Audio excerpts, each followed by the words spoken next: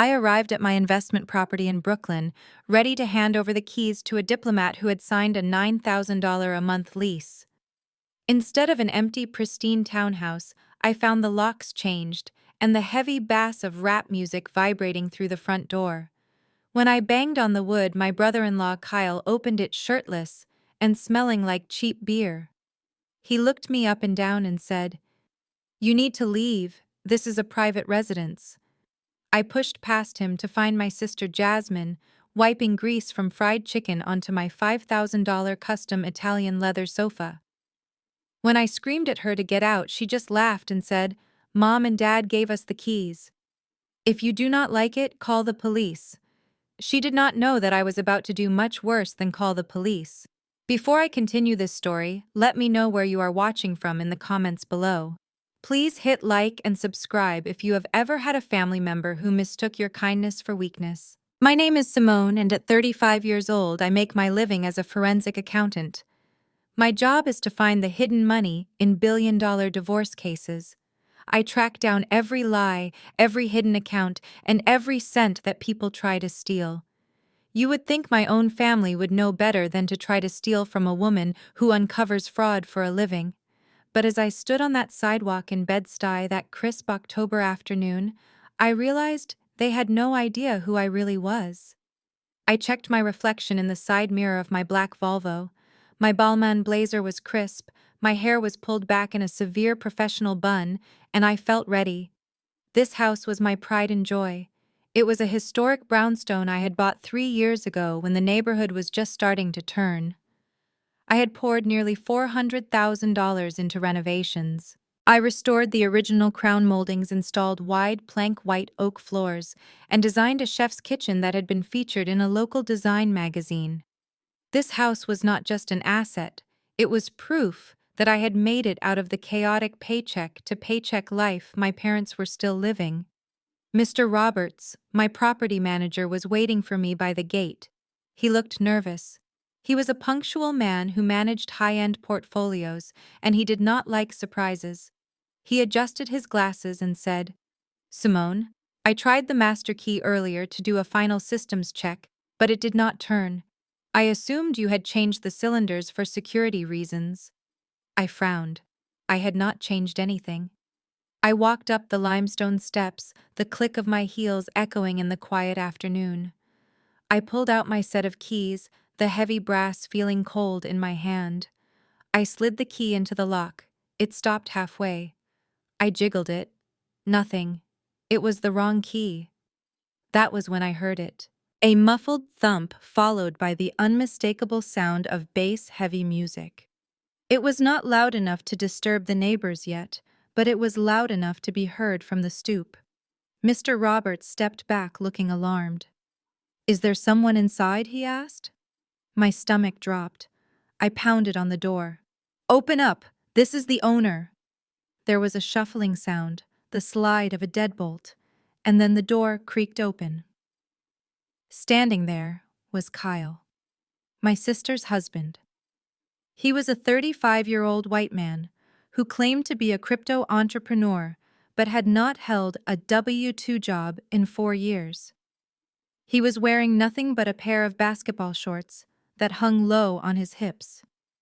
His pale stomach hung over the waistband, and he was holding a sweating can of discount lager.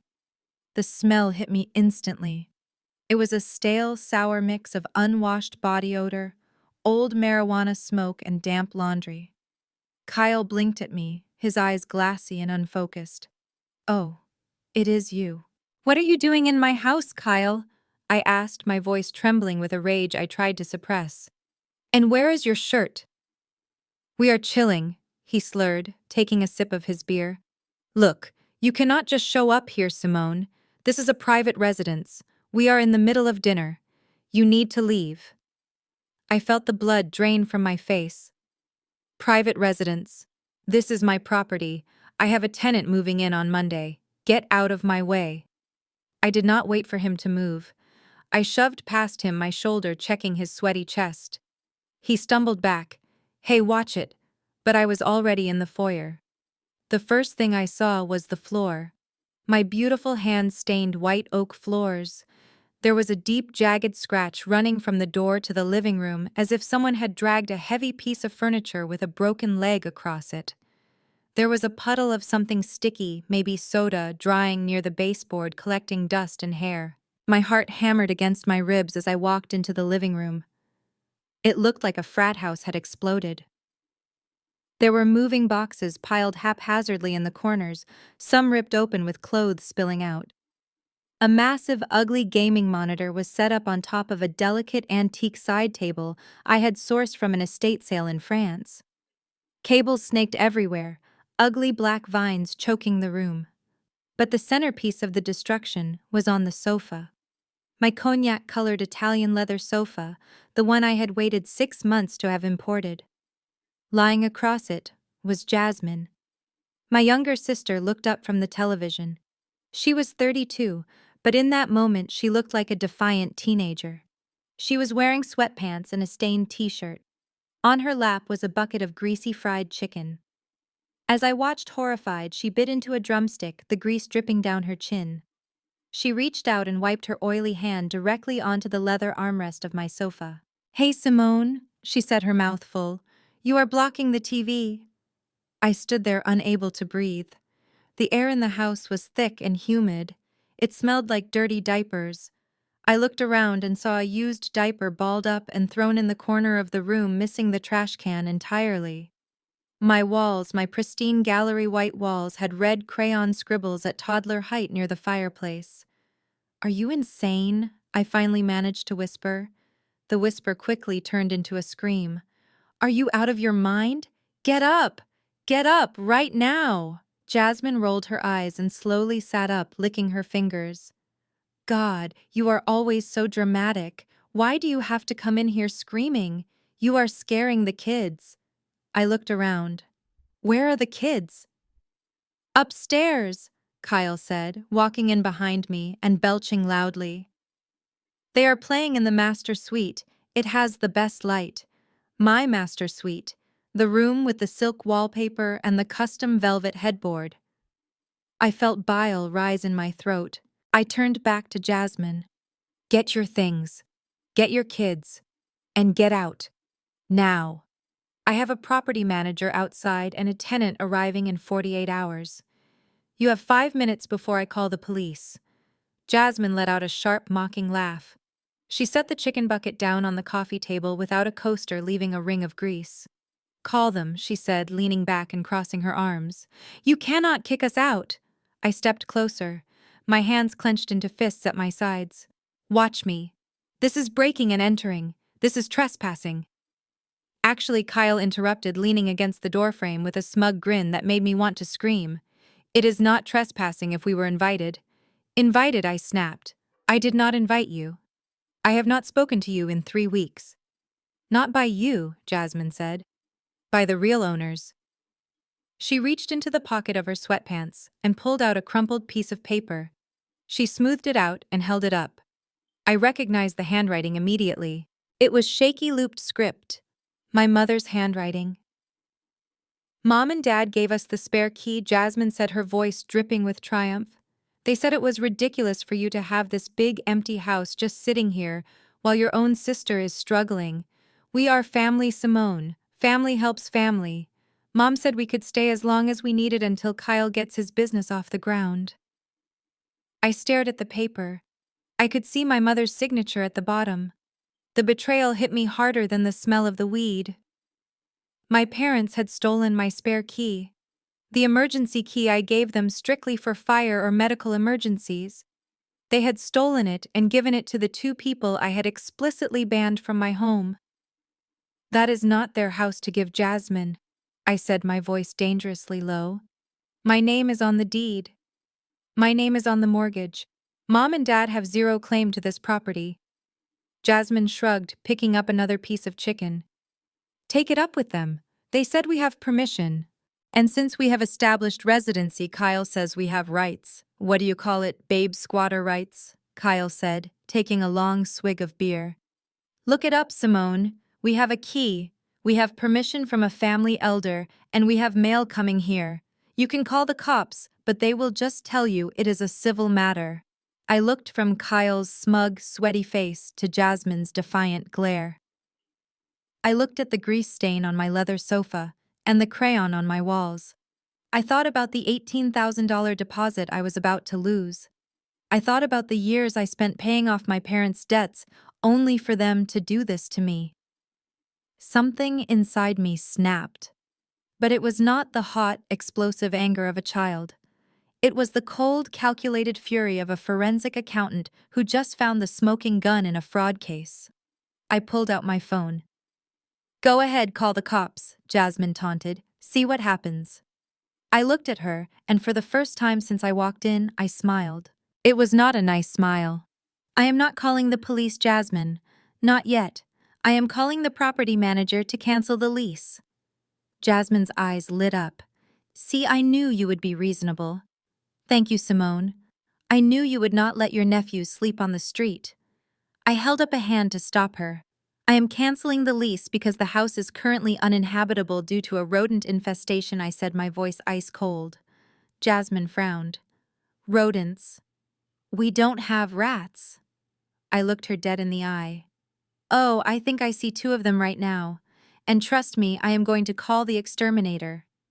I turned around and walked out the door, ignoring Kyle's confused shouting.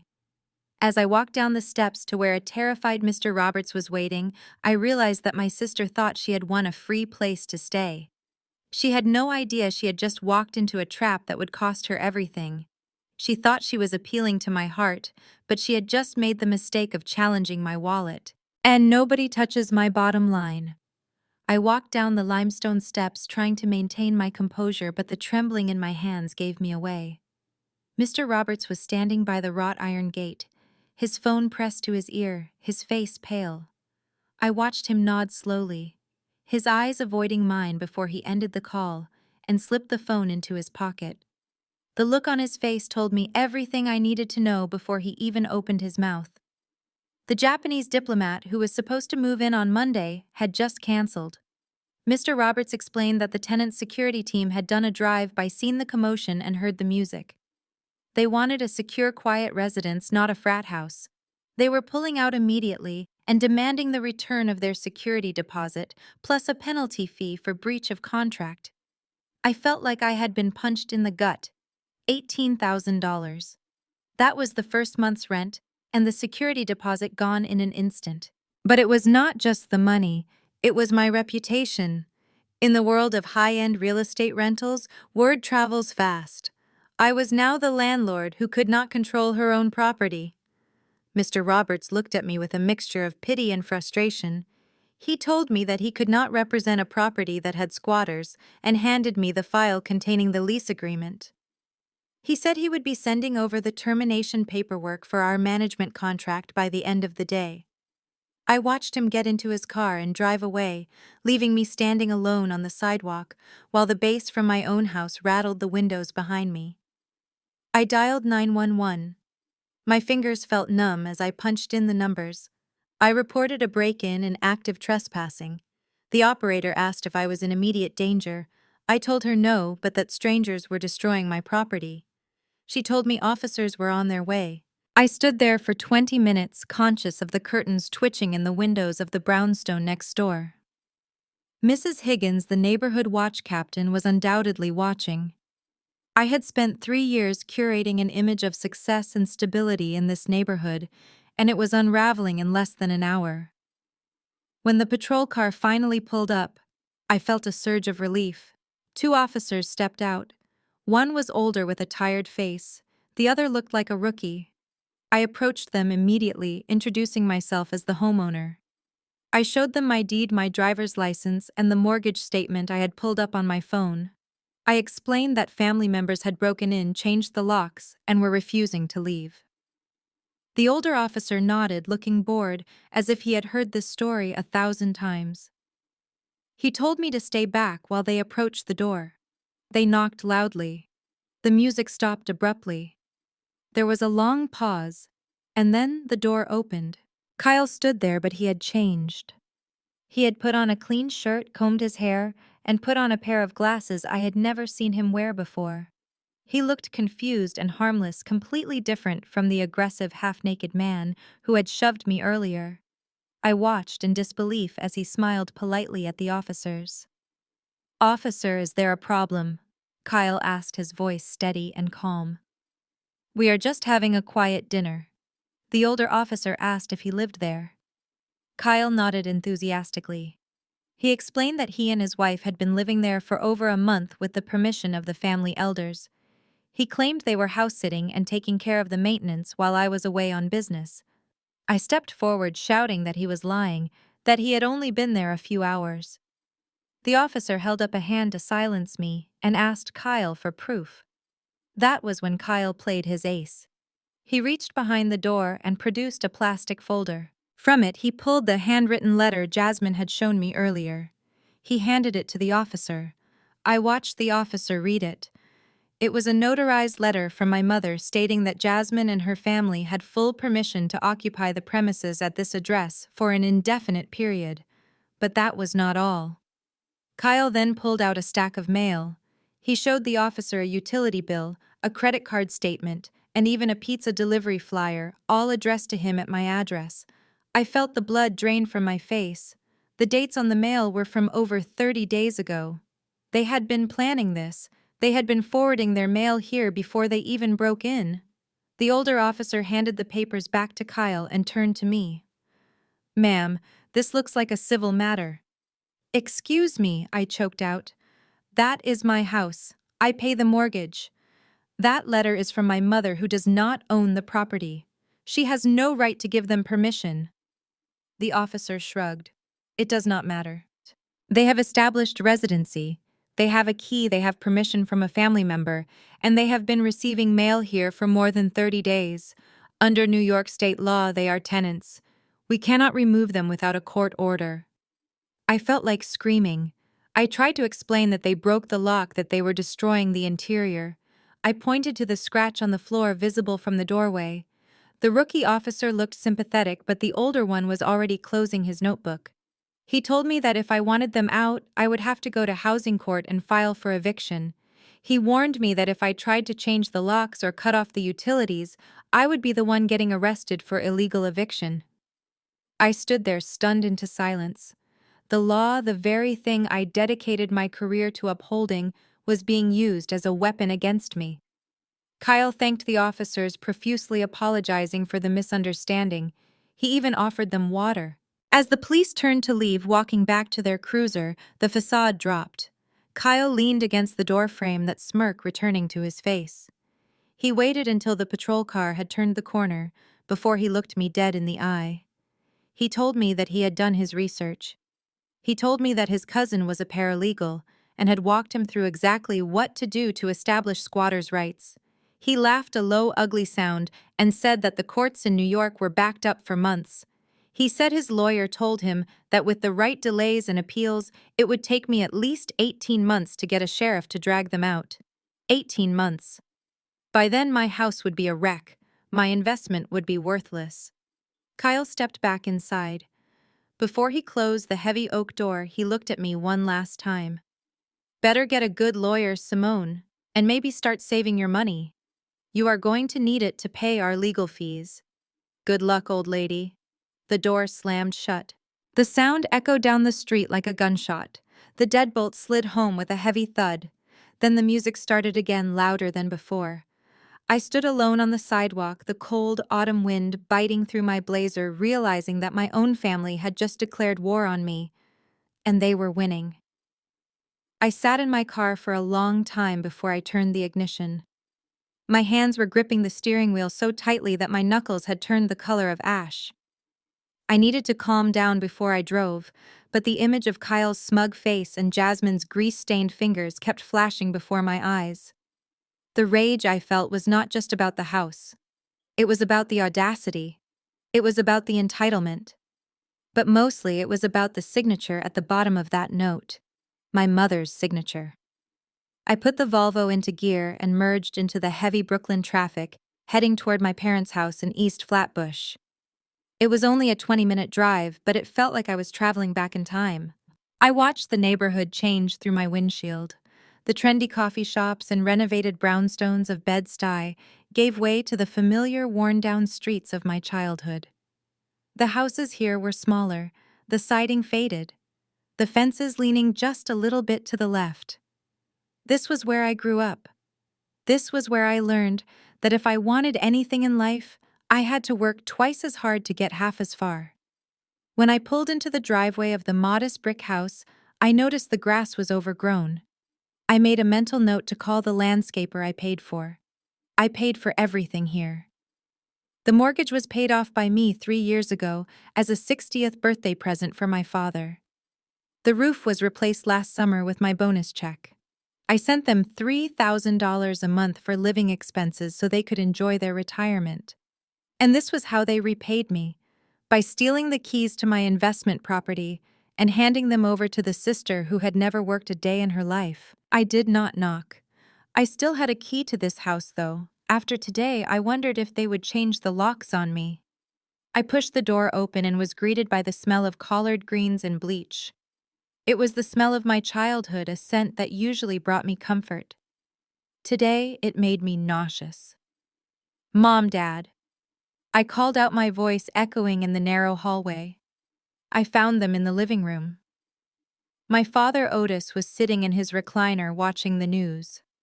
My mother Louise was folding laundry on the sofa. They looked up as I entered, and I saw the shift in their eyes.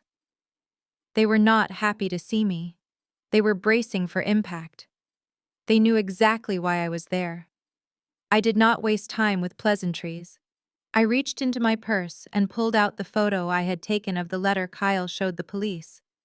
I held my phone up, thrusting the screen toward my mother. "Did you sign this?"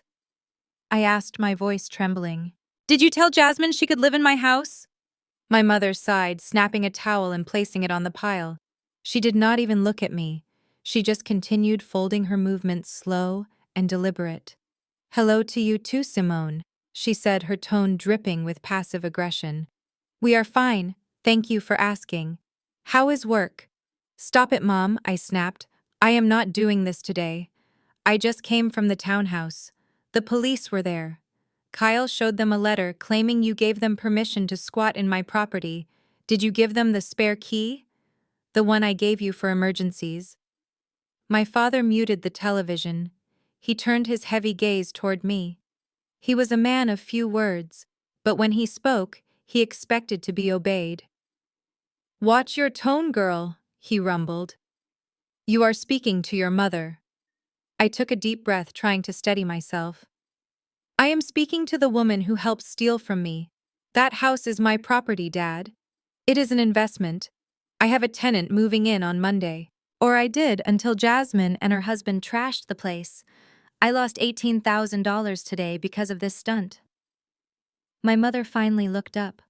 Her eyes were wet, filled with a sudden practiced sorrow that I had seen 1,000 times before. It was the look she used whenever she wanted to guilt me into writing a check. "Your sister had nowhere else to go, Simone," she said, her voice wavering. "They were evicted from their apartment. They were sleeping in their car for 2 nights. My grandbabies were sleeping in a car. What kind of grandmother would I be if I let that happen?" "So bring them here," I shouted, throwing my hands up. "You have 3 empty bedrooms. Why send them to my rental property? Why send them to a house that pays my bills? Because this house is too small for a family of 5.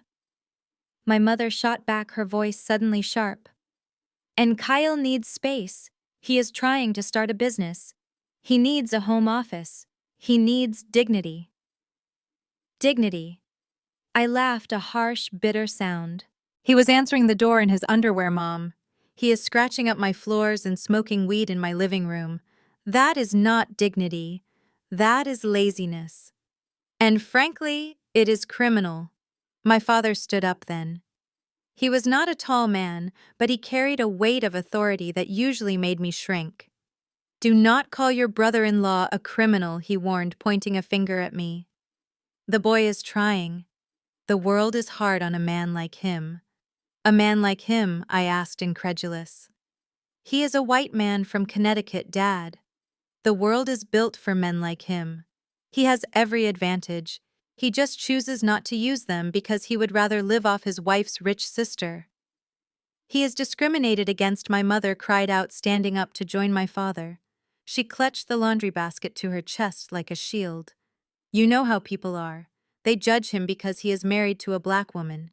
He cannot get a job because of the prejudice, Simone. You should understand that better than anyone. I stared at her open-mouthed. I could not believe what I was hearing. My mother was using the very real, very painful history of racial struggle in this country to excuse a lazy man who refused to work. It was a slap in the face to everything I had achieved. That is a lie, Mom, and you know it, I said quietly. He cannot get a job because he fails drug tests and thinks he is too good for entry-level work. And that is not the point. The point is you gave away something that did not belong to you. You stole my key. We did not steal anything, my father said. We are family. What is yours is ours. We raised you. We sacrificed for you. We put clothes on your back and food on your table so you could go to those fancy schools and get that big job. And now you have so much. You have that penthouse in Manhattan, you have the fancy car, you have millions in the bank. And you are going to begrudge your own sister a roof over her head. I felt tears pricking my eyes. This was the narrative they always spun. The idea that my success was a community pot that everyone was entitled to dip their hands into. I worked for that, Dad, I said, my voice cracking. I worked 80-hour weeks. I put myself through grad school. I paid off your mortgage. I send you $3,000 every month. Is that not enough? Why do I have to support Jasmine and her husband too? Why am I the punishment for their bad decisions? Because you are the strong one, my mother said, stepping closer and reaching out to touch my arm. I flinched away. She looked hurt but continued. Simone, God blessed you with a gift for numbers and a strong mind. Jasmine, she is different. She needs help. She is fragile. She is 32 years old, Mom, I screamed. She is not fragile. She is spoiled. You have enabled her entire life, and now you are helping her rob me. I took a step back, wiping my face. I am done. I am done being the bank. I am going to court. I am going to file for eviction, and I am going to sue them for damages. And if I have to, I will name you both in the lawsuit for facilitating a break-in. The room went deadly silent. The air grew heavy and cold. My father looked at me with a look of pure disgust that shattered my heart. If you drag your sister into court, he said, his voice low and dangerous, you are no daughter of mine. I froze. What? You heard me, he said. We do not air our dirty laundry in public. We do not use the white man's law against our own blood. If you sue your sister, if you make her homeless, you can forget you have parents. Do not call us. Do not come here. You will be dead to us. I looked at my mother, waiting for her to intervene, waiting for her to say that was too far. But she just stood there, her lips pressed into a thin line, nodding in agreement. You have a choice, Simone, she said softly. You can have your money, or you can have your family. But you cannot be this selfish and expect us to applaud you. I looked around the living room. I looked at the photos on the mantel. There were dozens of pictures of Jasmine. Jasmine at prom, Jasmine's wedding, Jasmine's babies. There was only one picture of me. It was from my college graduation, tucked away in the back, partially obscured by a ceramic angel. I realized then that I had never really been their daughter. I was their retirement plan. I was their insurance policy. They loved Jasmine because she needed them. They resented me because I did not. And worse, they resented me because my independence made them feel unneeded. The tears stopped falling. The sadness in my chest began to harden, turning into something cold and sharp. It was the same feeling I got when I looked at a spreadsheet and found a missing zero. It was clarity. I looked at my father standing there with his chest puffed out, thinking his threat would bring me to my knees. He thought I was desperate for their approval. He did not realize that by giving me this ultimatum, he was setting me free. "Okay," I said. My mother blinked, surprised by my sudden calmness. "Okay. You agree. You will let them stay." I did not answer her question directly. I just adjusted my blazer and took a step toward the door. "I will not sue them," I said, my voice steady and void of any emotion. "I will not take them to civil court." My mother let out a sigh of relief, smiling for the first time. "Oh, praise Jesus. I knew you would do the right thing, baby. I knew you had a good heart." She reached out to hug me, but I turned around before she could touch me.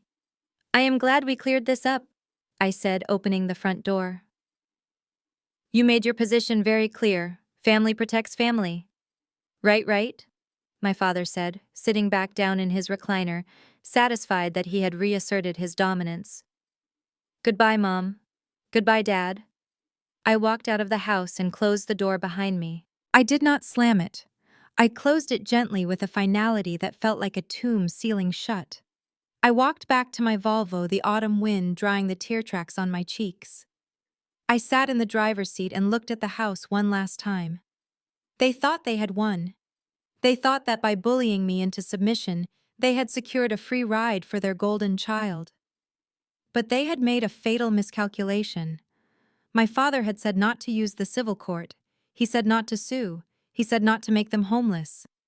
He did not say anything about criminal court. I wiped my face and checked my reflection in the mirror. The sad, pleading daughter was gone. Staring back at me was the forensic accountant. The woman who took down CEOs and corrupt bankers for breakfast.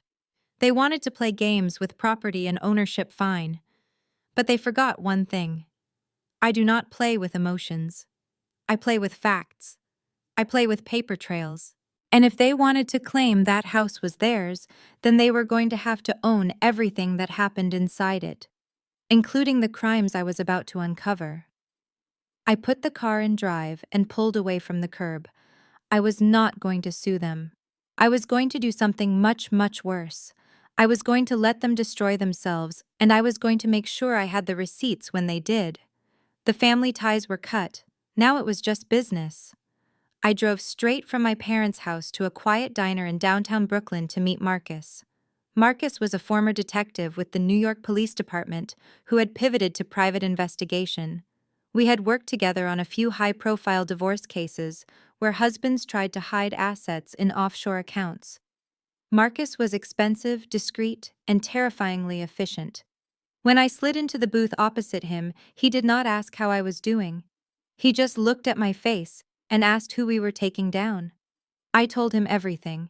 I told him about the changed locks, the squatters' rights claim, and the betrayal by my parents. I told him that the police had tied my hands with red tape and that civil court would take too long. I needed a different angle. I needed to prove that what was happening inside that townhouse was not just a housing dispute, but a criminal enterprise. Marcus listened, taking notes in a small black notebook. He told me that squatters' rights were a shield, but that shield cracked the moment illegal activity was introduced. If we could prove they were doing something criminal inside the property, the police would not need an eviction order. They would just need handcuffs. We devised a plan. I needed eyes and ears inside the house. Marcus handed me a small velvet pouch containing 3 listening devices. They were tiny, smaller than a quarter, with adhesive backs and a battery life of 6 months. He showed me how to activate them and how to sync them to an app on my phone. My mission was simple: get back inside the houseplant, the bugs in high-traffic areas, and get out without raising suspicion. The next morning, I stopped at a high-end gourmet market. I filled a basket with expensive items. I bought Wagyu steaks, a bottle of vintage Cabernet imported cheeses, and artisanal chocolates. It cost me nearly $400. As I swiped my credit card, I felt a wave of nausea. I was buying a peace offering for the people who were holding my property hostage. But I reminded myself that this was not a gift. It was a Trojan horse. I needed them to believe that they had broken me. I needed them to believe that I was the desperate, lonely sister who would buy their affection because she had no one else. When I pulled up to the townhouse, the music was lower than before, but the blinds were drawn tight. I took a deep breath, adjusted my expression into one of contrition, and rang the doorbell. It took a long time for anyone to answer. Finally, the door opened. It was Kyle again. He was wearing a t-shirt this time, but he still looked disheveled. When he saw me, his eyes narrowed and he moved to block the entrance. "What do you want, Simone?" he asked, his voice dripping with irritation. "Did you come to threaten us with another lawyer?" I forced a smile. It was painful, but I managed it. I held up the heavy basket of food. "No, Kyle. I came to apologize." He blinked, surprised. "Apologize?" I nodded, lowering my eyes submissively. "I went to see Mom and Dad yesterday. We had a long talk. They made me realize that I was being unreasonable. You are family, and family helps family. I was just stressed about the tenant canceling and I took it out on you and Jasmine. I am sorry." Kyle stared at me for a long moment, searching for a lie. But I was good at this. I spent my days looking for lies in financial statements.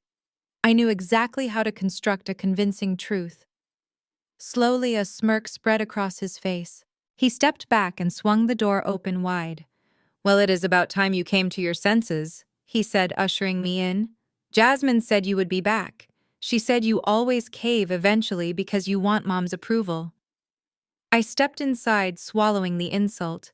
The smell was worse today. It was a mix of stale frying oil and something chemical that I could not quite place. I walked into the living room where Jasmine was painting her toenails on the coffee table. She looked up, and when she saw the gift basket, her eyes lit up. "I brought dinner," I said, setting the basket down on the dining table, careful not to look at the water rings ruining the finish. "Steaks and wine. I thought maybe we could start over." Jasmine stood up and walked over, peering into the basket. She pulled out the wine bottle and whistled. "Fancy." "See, Kyle? I told you she would calm down." "I am sorry I yelled," I said, turning to face them both. "You guys are right. The house is big and I am not using it. You should stay as long as you need to get back on your feet." Kyle walked over and wrapped an arm around Jasmine's waist, looking at me with triumph. "We appreciate that, Simone. We really do. We are going to treat this place like it is our own." I flinched internally at the phrasing, but I kept my smile fixed. "I need to use the restroom," I said. "All that driving." "Go ahead," Jasmine said, already tearing open the package of chocolates. I walked down the hall to the powder room on the main floor.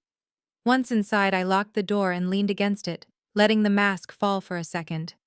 My heart was pounding. I pulled the first device from my pocket. I knelt down and stuck it to the back of the toilet tank facing the wall. It was not the best location, but it would catch hallway conversations. I flushed the toilet to cover any noise and washed my hands.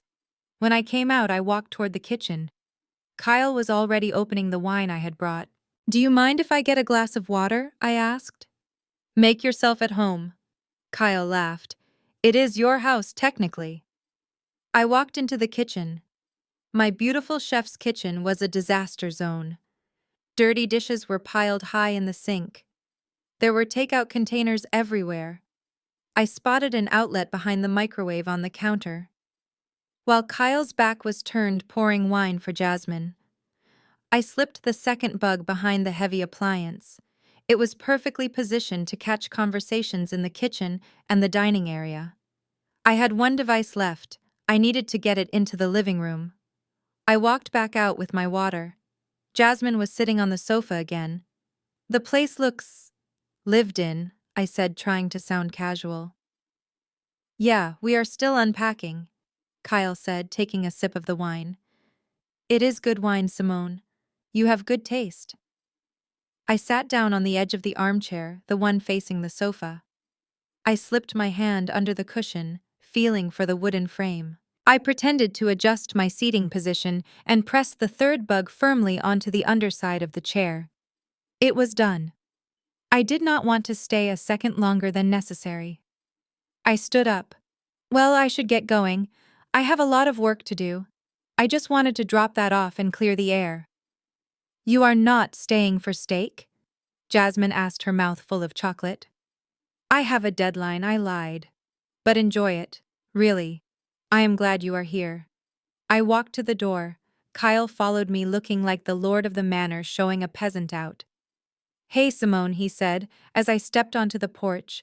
Thanks for being cool, we really needed a break. Just take care of the place, Kyle, I said. We will, he promised. I walked down the steps and got into my car. I did not drive away immediately. I drove 2 blocks down and parked around the corner. My hands were shaking as I pulled out my phone and opened the surveillance app. I put on my noise-canceling headphones and tapped on the feed labeled living room. The audio was crystal clear. I could hear the rustling of wrappers and the clink of wine glasses. She is so pathetic. Kyle's voice came through loud and clear. Did you see her face? She was practically begging us to like her. I know, Jasmine laughed. She is desperate. She thinks if she buys us steaks, we will forget she tried to call the cops on us. There was a pause and then the sound of a lighter flicking. A sharp intake of breath. Man, this place is a gold mine, Kyle said. I cannot believe she left all this stuff here. Hey, see that chandelier in the dining room? The crystal one, Jasmine asked. Yeah. I looked it up online. It is an authentic Waterford.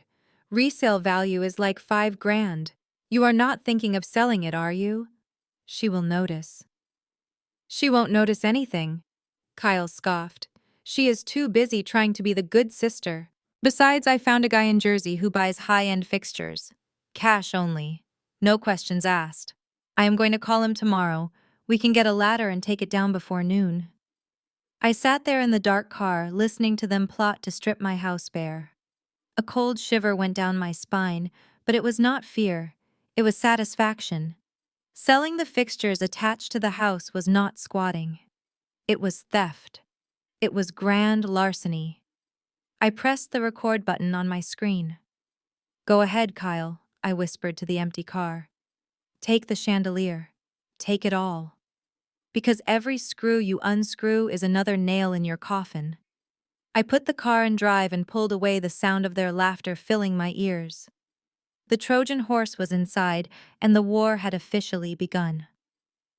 I drove home in silence, the adrenaline from the encounter slowly fading into a cold, hard resolve. When I walked into my apartment, I did not pour myself a drink or call a friend to vent.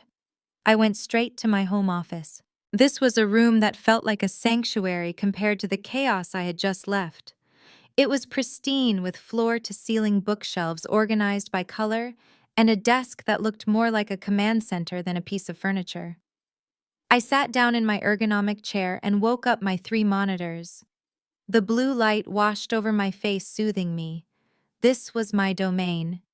Out there in the emotional mess of family dynamics, I was vulnerable. But here in the world of data and digital footprints, I was a predator. I started with the basics. Since the house was still in my name, all the utility notifications came to me. I had set up autopay years ago, so I rarely checked the actual statements unless something was wrong. I logged into the Con Edison portal. Usually a vacant house or even a house with a normal family would have a predictable energy curve.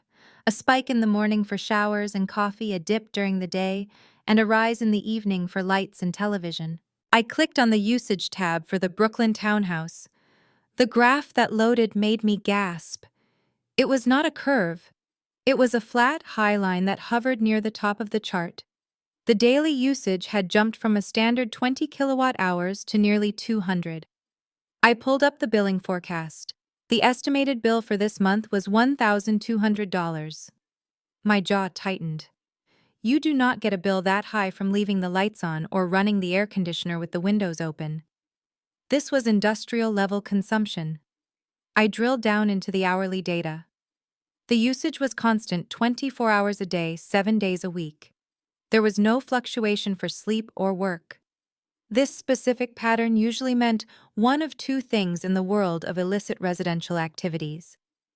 Either they were running high-intensity grow lights for a marijuana operation, or they were running a server farm. Given the heat signature such usage would generate, and the lack of ventilation upgrades I knew the house had, they were likely cooking the wiring in my walls. I thought back to Kyle's comment about his crypto business. He was mining cryptocurrency. He was using my electricity, which I was paying for, to run high-powered servers to generate digital coins for himself. It was parasitic in the most literal sense. My phone buzzed on the desk. It was a notification from Marcus. He had set up a secure Dropbox for the surveillance files. I opened the folder. There were dozens of photos taken over the last 3 nights. The images were grainy shot with a long-range night vision lens, but the subjects were unmistakable. I clicked through them one by one. There was Kyle standing at the back door of the townhouse at 2 in the morning. He was not alone.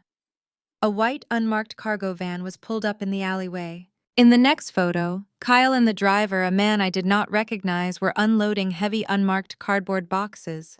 They were struggling with the weight. I zoomed in on the boxes. There were no shipping labels, no Amazon logos, just brown cardboard and packing tape. I scrolled to the next series of photos. This was from the previous night. Kyle was handing the driver a stack of cash. It was a thick stack. I did the mental math. If he was broke and unemployed, where did he get a wad of cash that looked like at least $5,000? And what was he buying in the middle of the night that required a cash transaction in a dark alley? I minimized the photos and went back to my forensic tools. If Kyle was moving money, he was leaving a trail. He might think he was smart with his cash deals, but everyone makes a mistake eventually. I decided to check the credit activity associated with the address. As the property owner, I had access to a service that alerted me to any credit inquiries linked to the residence. It was a tool I used to screen tenants, but now I was using it to screen my squatters. I ran a report for any new credit applications filed using the townhouse address in the last 60 days. The system thought for a moment, the loading circles spinning. Then a list populated. My breath caught in my throat.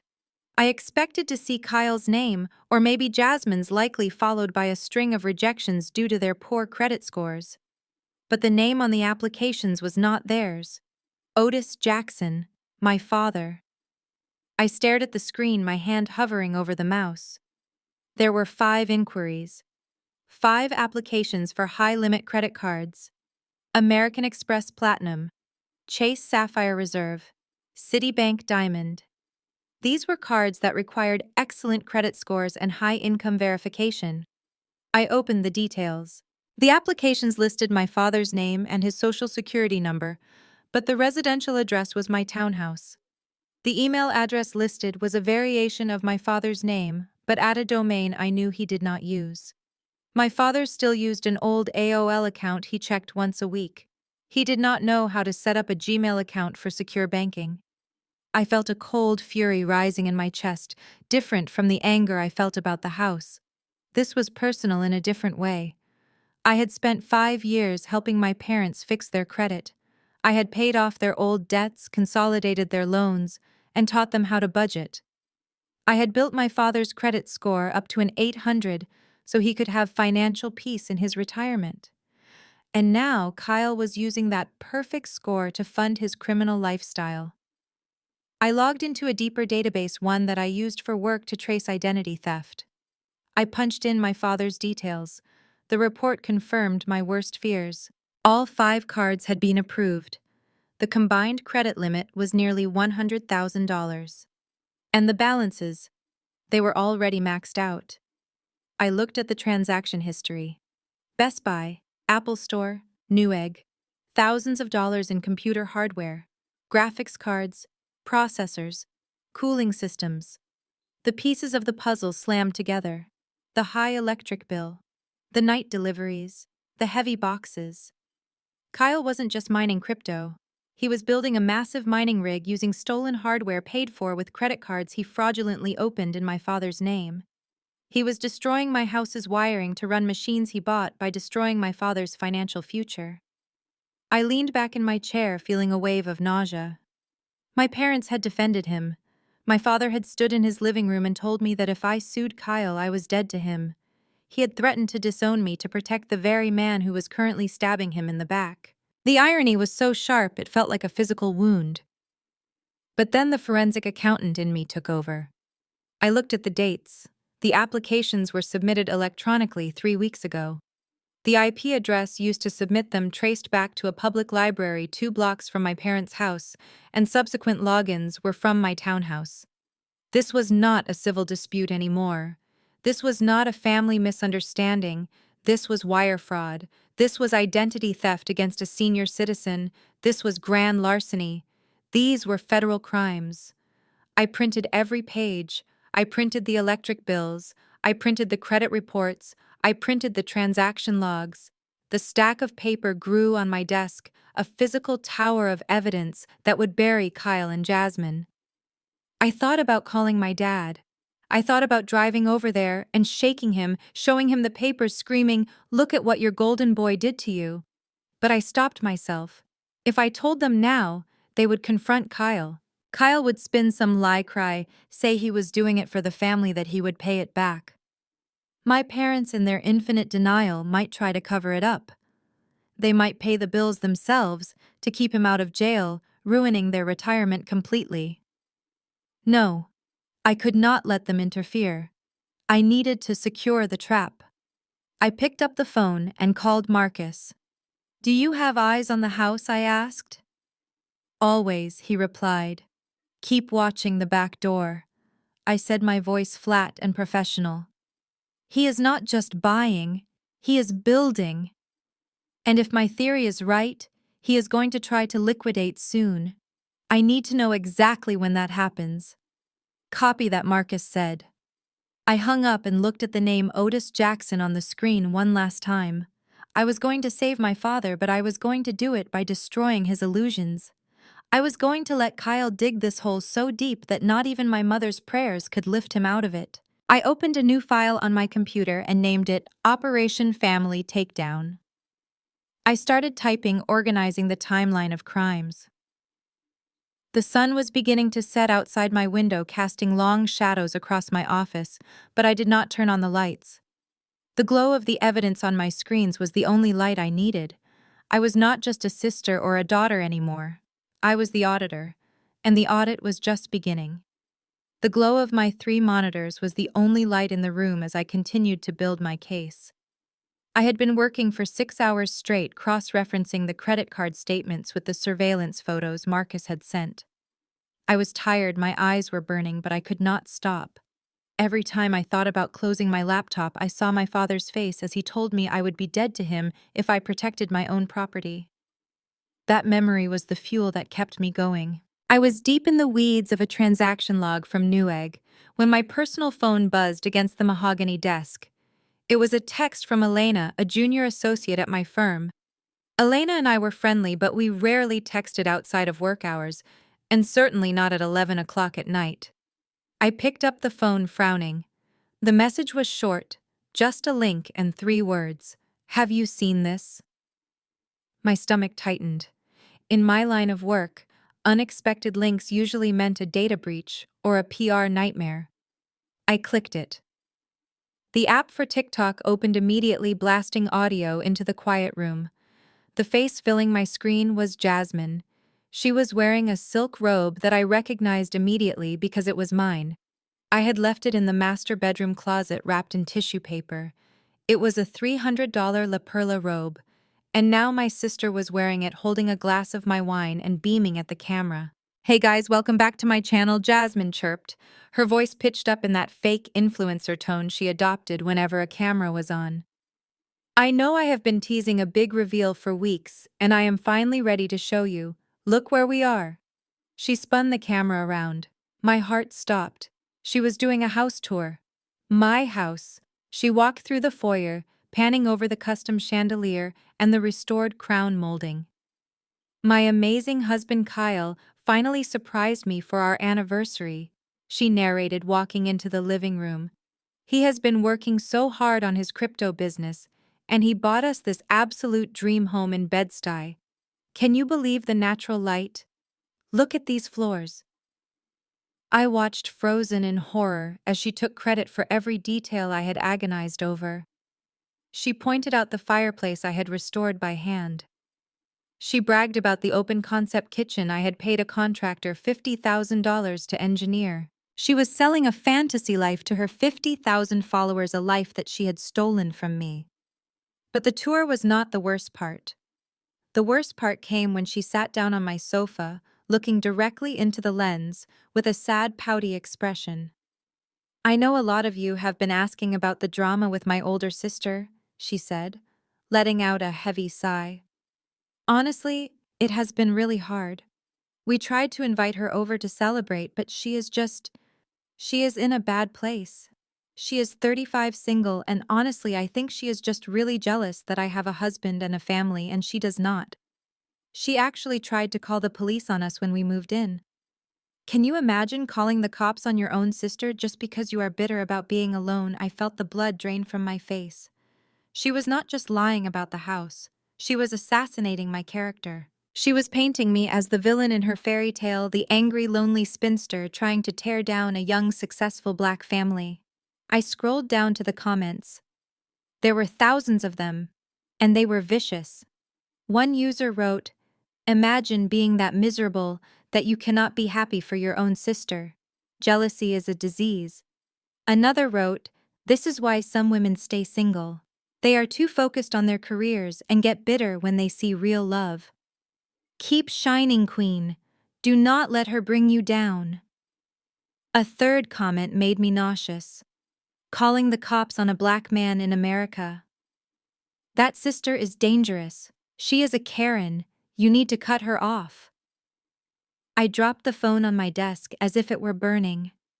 My hands were shaking uncontrollably. This was my reputation. I was a forensic accountant for high-net-worth individuals. My integrity was my currency. If this video went viral enough to reach my clients or my partners, I could be seen as unstable. I could lose my job. Jasmine was not just squatting in my house. She was actively trying to destroy my livelihood to protect her lie. I stood up and paced the room, my breath coming in short, shallow gasps. I wanted to scream. I wanted to drive over there and tear the phone out of her hand. I wanted to comment on the video and post the deed to the house, the mortgage statements, the eviction notice. But I knew that would only feed the fire. The internet does not care about facts. It cares about drama. If I engaged, I would just look defensive. I forced myself to stop pacing. I forced myself to breathe. I walked back to the desk and sat down. I picked up the phone again. I needed to look at this not as a victim but as an investigator. Jasmine was arrogant, and arrogance leads to mistakes. I played the video again. This time I muted the sound. I did not need to hear her lies.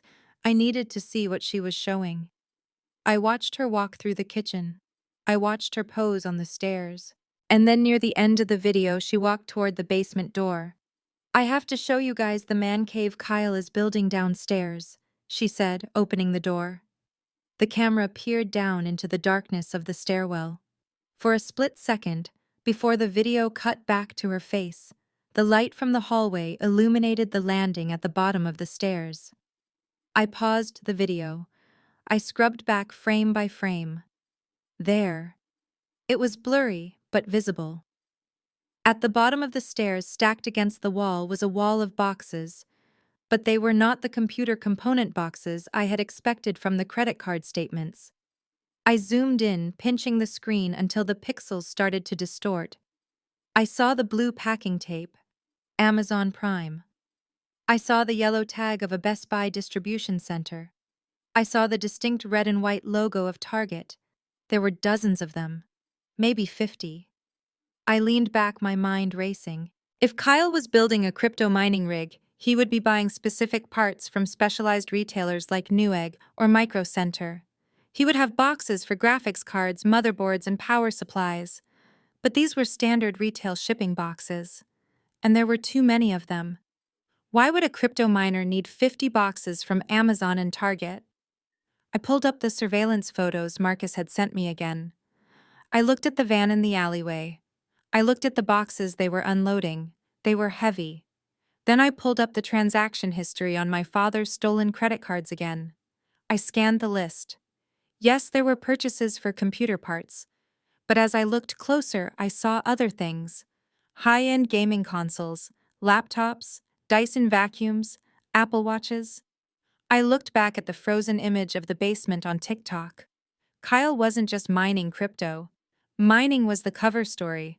It was the hobby he told Jasmine about to explain the electricity usage and the heat. But the real money, the real operation he was fencing, he was using the stolen credit cards to buy high-demand consumer electronics online, having them shipped to my house and then reselling them for cash to the guy in the van.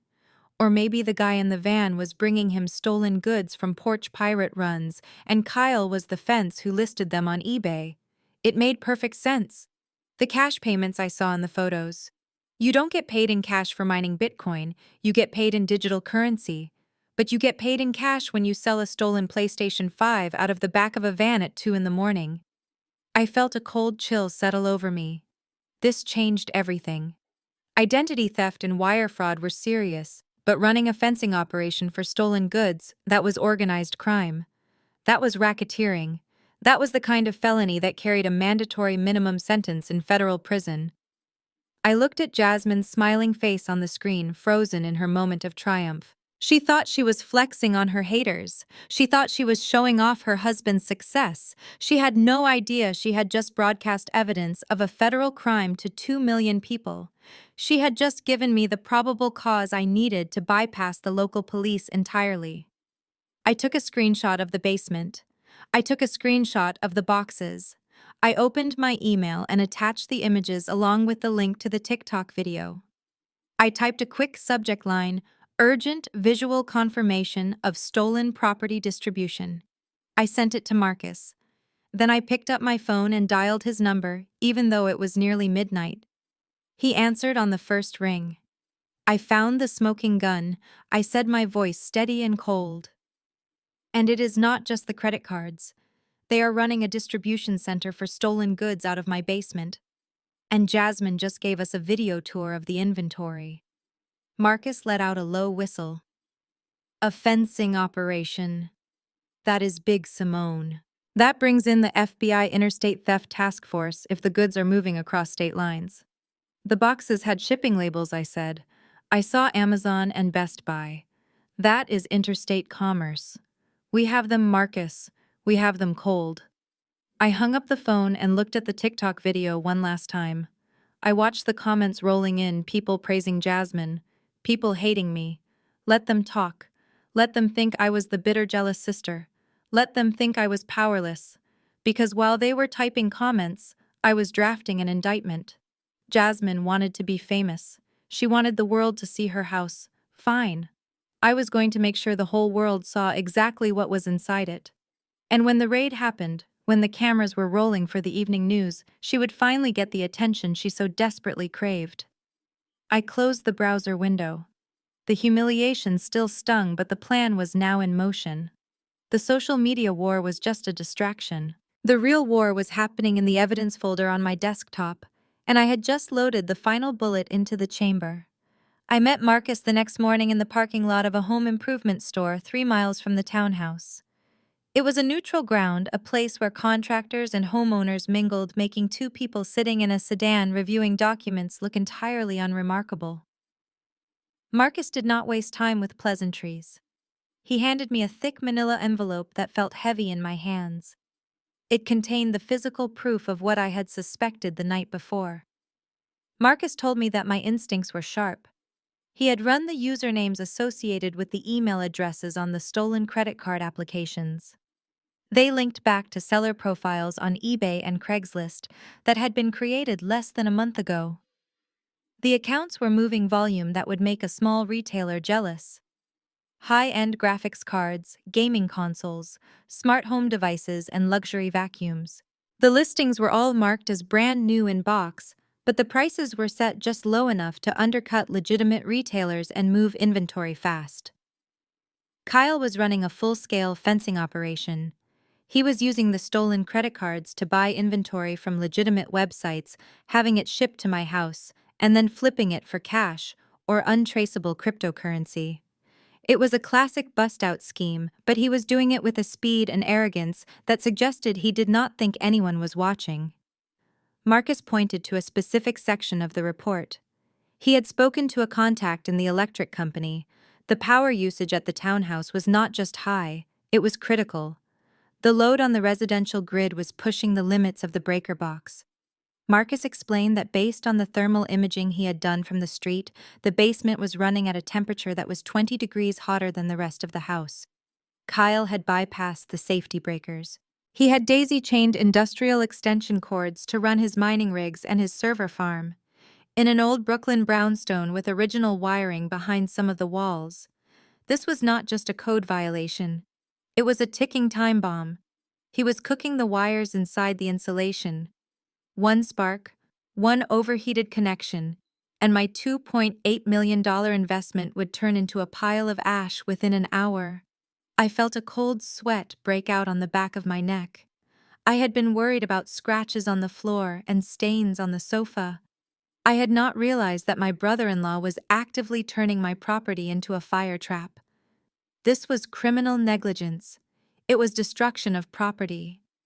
Marcus looked at me seriously. He said that we had enough for a fraud investigation, but federal cases take time to build. If we went to the local police now with just this, they might arrest Kyle for the credit cards, but Jasmine would likely claim ignorance. She would stay in the house claiming she had nowhere to go, and I would still be stuck with the civil eviction nightmare while the house potentially burned down. We needed something that tied them both to the crimes, and we needed something so egregious that the FBI would have no choice but to execute an immediate raid. We needed to catch them planning a felony that crossed state lines or involved banking institutions directly. I told Marcus I would get it. I went back to my car and drove to a spot just within range of the listening devices I had planted. I put on my headphones and waited. The audio feed from the kitchen was quiet for hours. I listened to the hum of the refrigerator and the occasional sound of Jasmine yelling at her kids. It was tedious, draining work, but I refused to take off the headset. Around 2 in the afternoon, the back door opened. I heard the heavy thud of boots on the floor. It was Kyle. I heard the rustle of paper bags and the sound of a beer can popping open. "We have a problem," Kyle said. His voice was tense. "What happened?" Jasmine asked. I could hear the sound of her chewing something. "The guy in Jersey is squeezing me on the margins," Kyle complained. "He says the market is flooded with the 3080 graphics cards. He wants to lower the payout by 20%. And the crypto mining is slow this week. Bitcoin dipped, and with the electric bill being what it is, we are barely breaking even on the mining side." "So what does that mean?" Jasmine asked, her voice rising in panic. "We need cash, Kyle.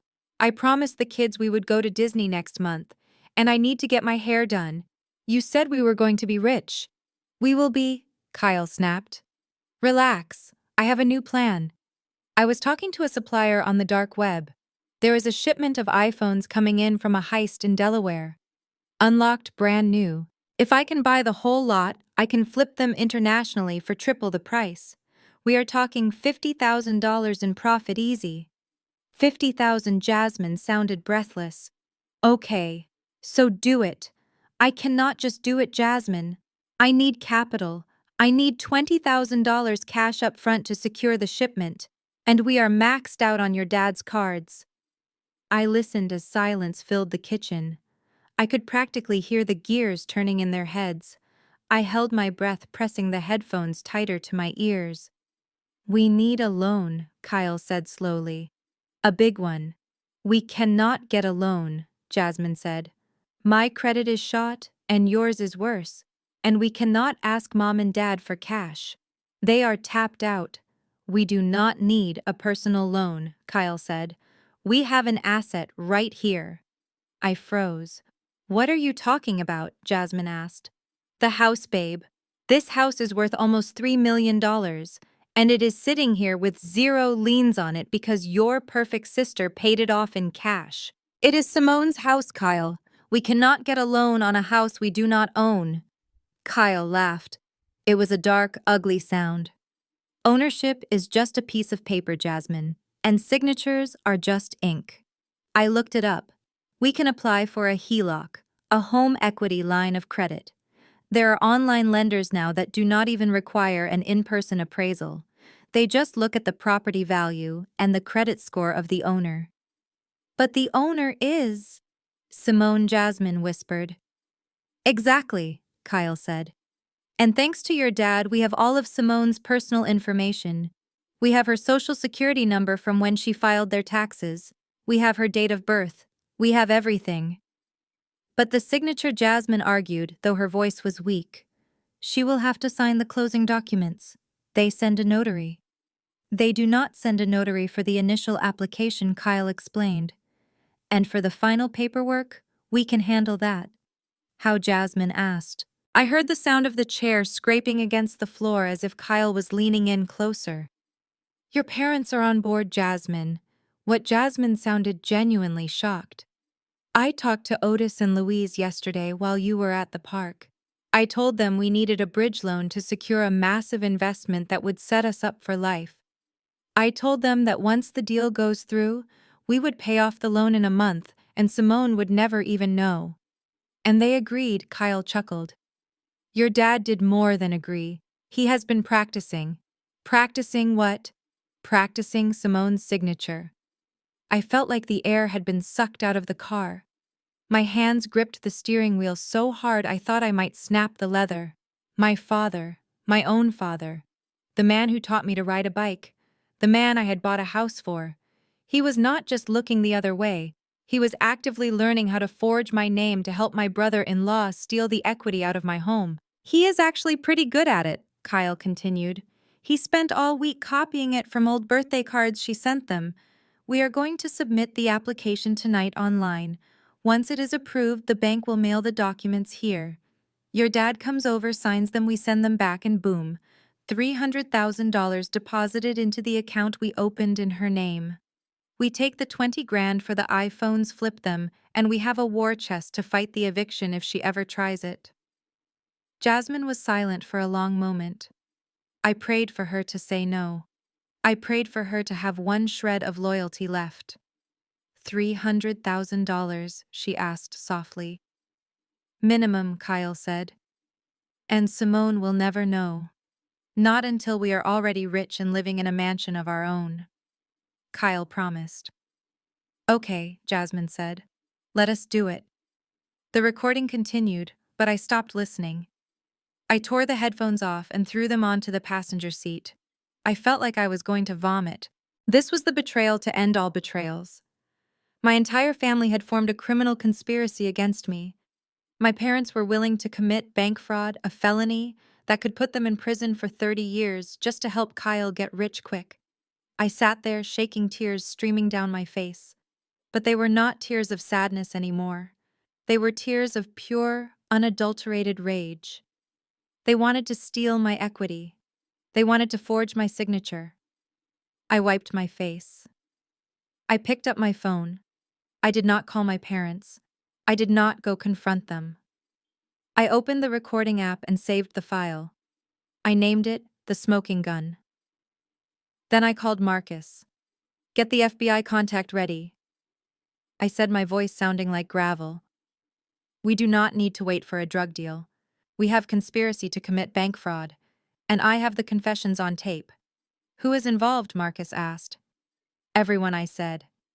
Kyle, Jasmine, and my parents. There was a silence on the other end of the line. Are you sure you want to go that route? Simone, Marcus asked gently. Once you ring that bell, you cannot unring it. Arresting your parents, that is the point of no return. I looked at the house down the street. I thought about my father practicing my signature. I thought about my mother guilt-tripping me while she knew about the plan. They crossed the line, Marcus. Not me. They made their choice. Now they have to live with it. I hung up the phone. I started the engine. The sadness was gone. I was empty. And in that emptiness there was only room for the plan. I was going to let them apply for that loan. I was going to let them think they had won. And then I was going to bring the entire house of cards crashing down on their heads. 2 days after listening to my family plot against me, the notification arrived. It came in at 10 o'clock on a Tuesday morning while I was reviewing a forensic audit for a client in Midtown. My phone vibrated against the glass surface of the conference table.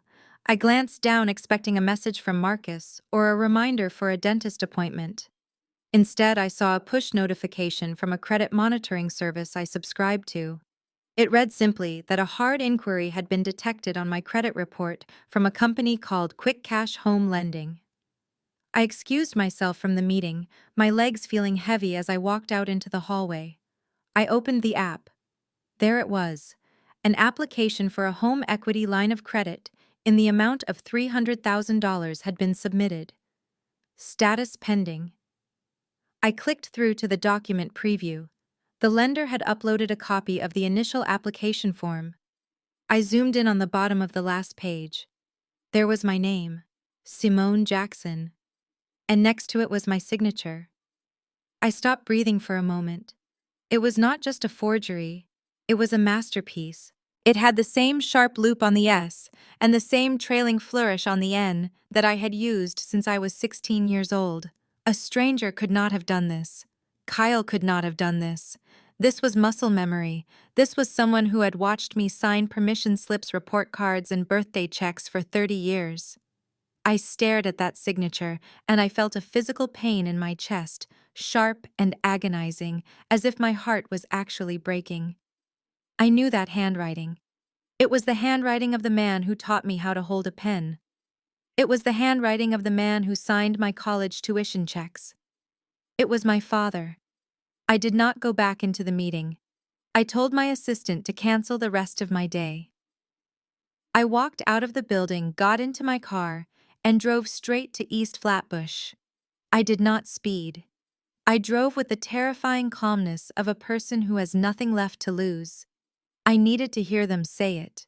I needed to look them in the eye one last time before I did what had to be done.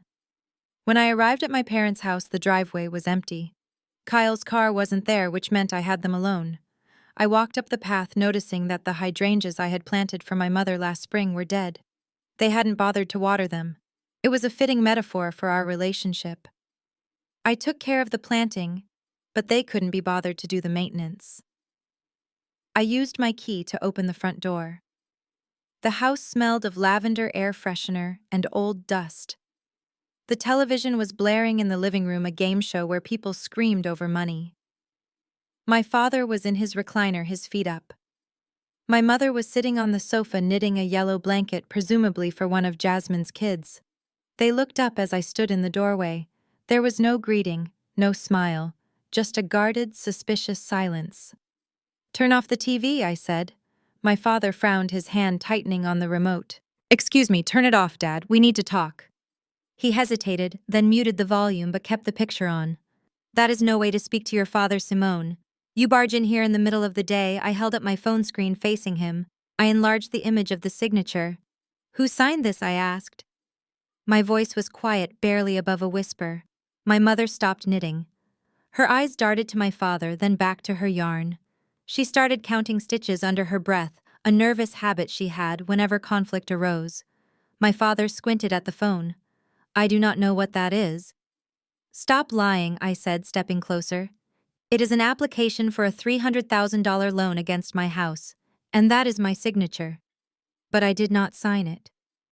"Who did?" My father set the remote down. He took a long breath, adjusting his glasses. He did not look ashamed. He looked annoyed. He looked like I was a child pestering him about a broken toy. "Kyle needed help with the paperwork," he said, his voice flat. "He said the online forms were tricky. I helped him fill them out." "You forged my name, Dad. That is not helping with paperwork. That is a felony. That is bank fraud." "Oh, stop with the legal mumbo-jumbo," my father snapped, waving his hand dismissively. "It is just a signature, Simone. It is ink on paper. You make everything into a federal case." "It is a federal case," I shouted, my control finally slipping. "You are stealing $300,000 from me. Do you have any idea what happens if Kyle doesn't pay that back? The bank takes my house. The house I bought? The house I renovated. He will pay it back. My mother chimed in, her voice soft and trembling. He has a plan, Simone. A big business deal. He just needs the capital. Why do you have to be so pessimistic? Why can't you believe in him? Because he is a con artist, Mom. And now he has made you one too. My father stood up, then his face flushing dark with anger. He walked over to me, getting right in my face. I stood my ground, though every instinct in me wanted to run. Watch your mouth, he growled. We did what we had to do. You have that big fancy job, you have millions in the bank, and you hoard it all for yourself. You watch your sister struggle, living hand to mouth, and you do nothing. You throw them a few scraps here and there, a grocery run, a bill payment. That is not help.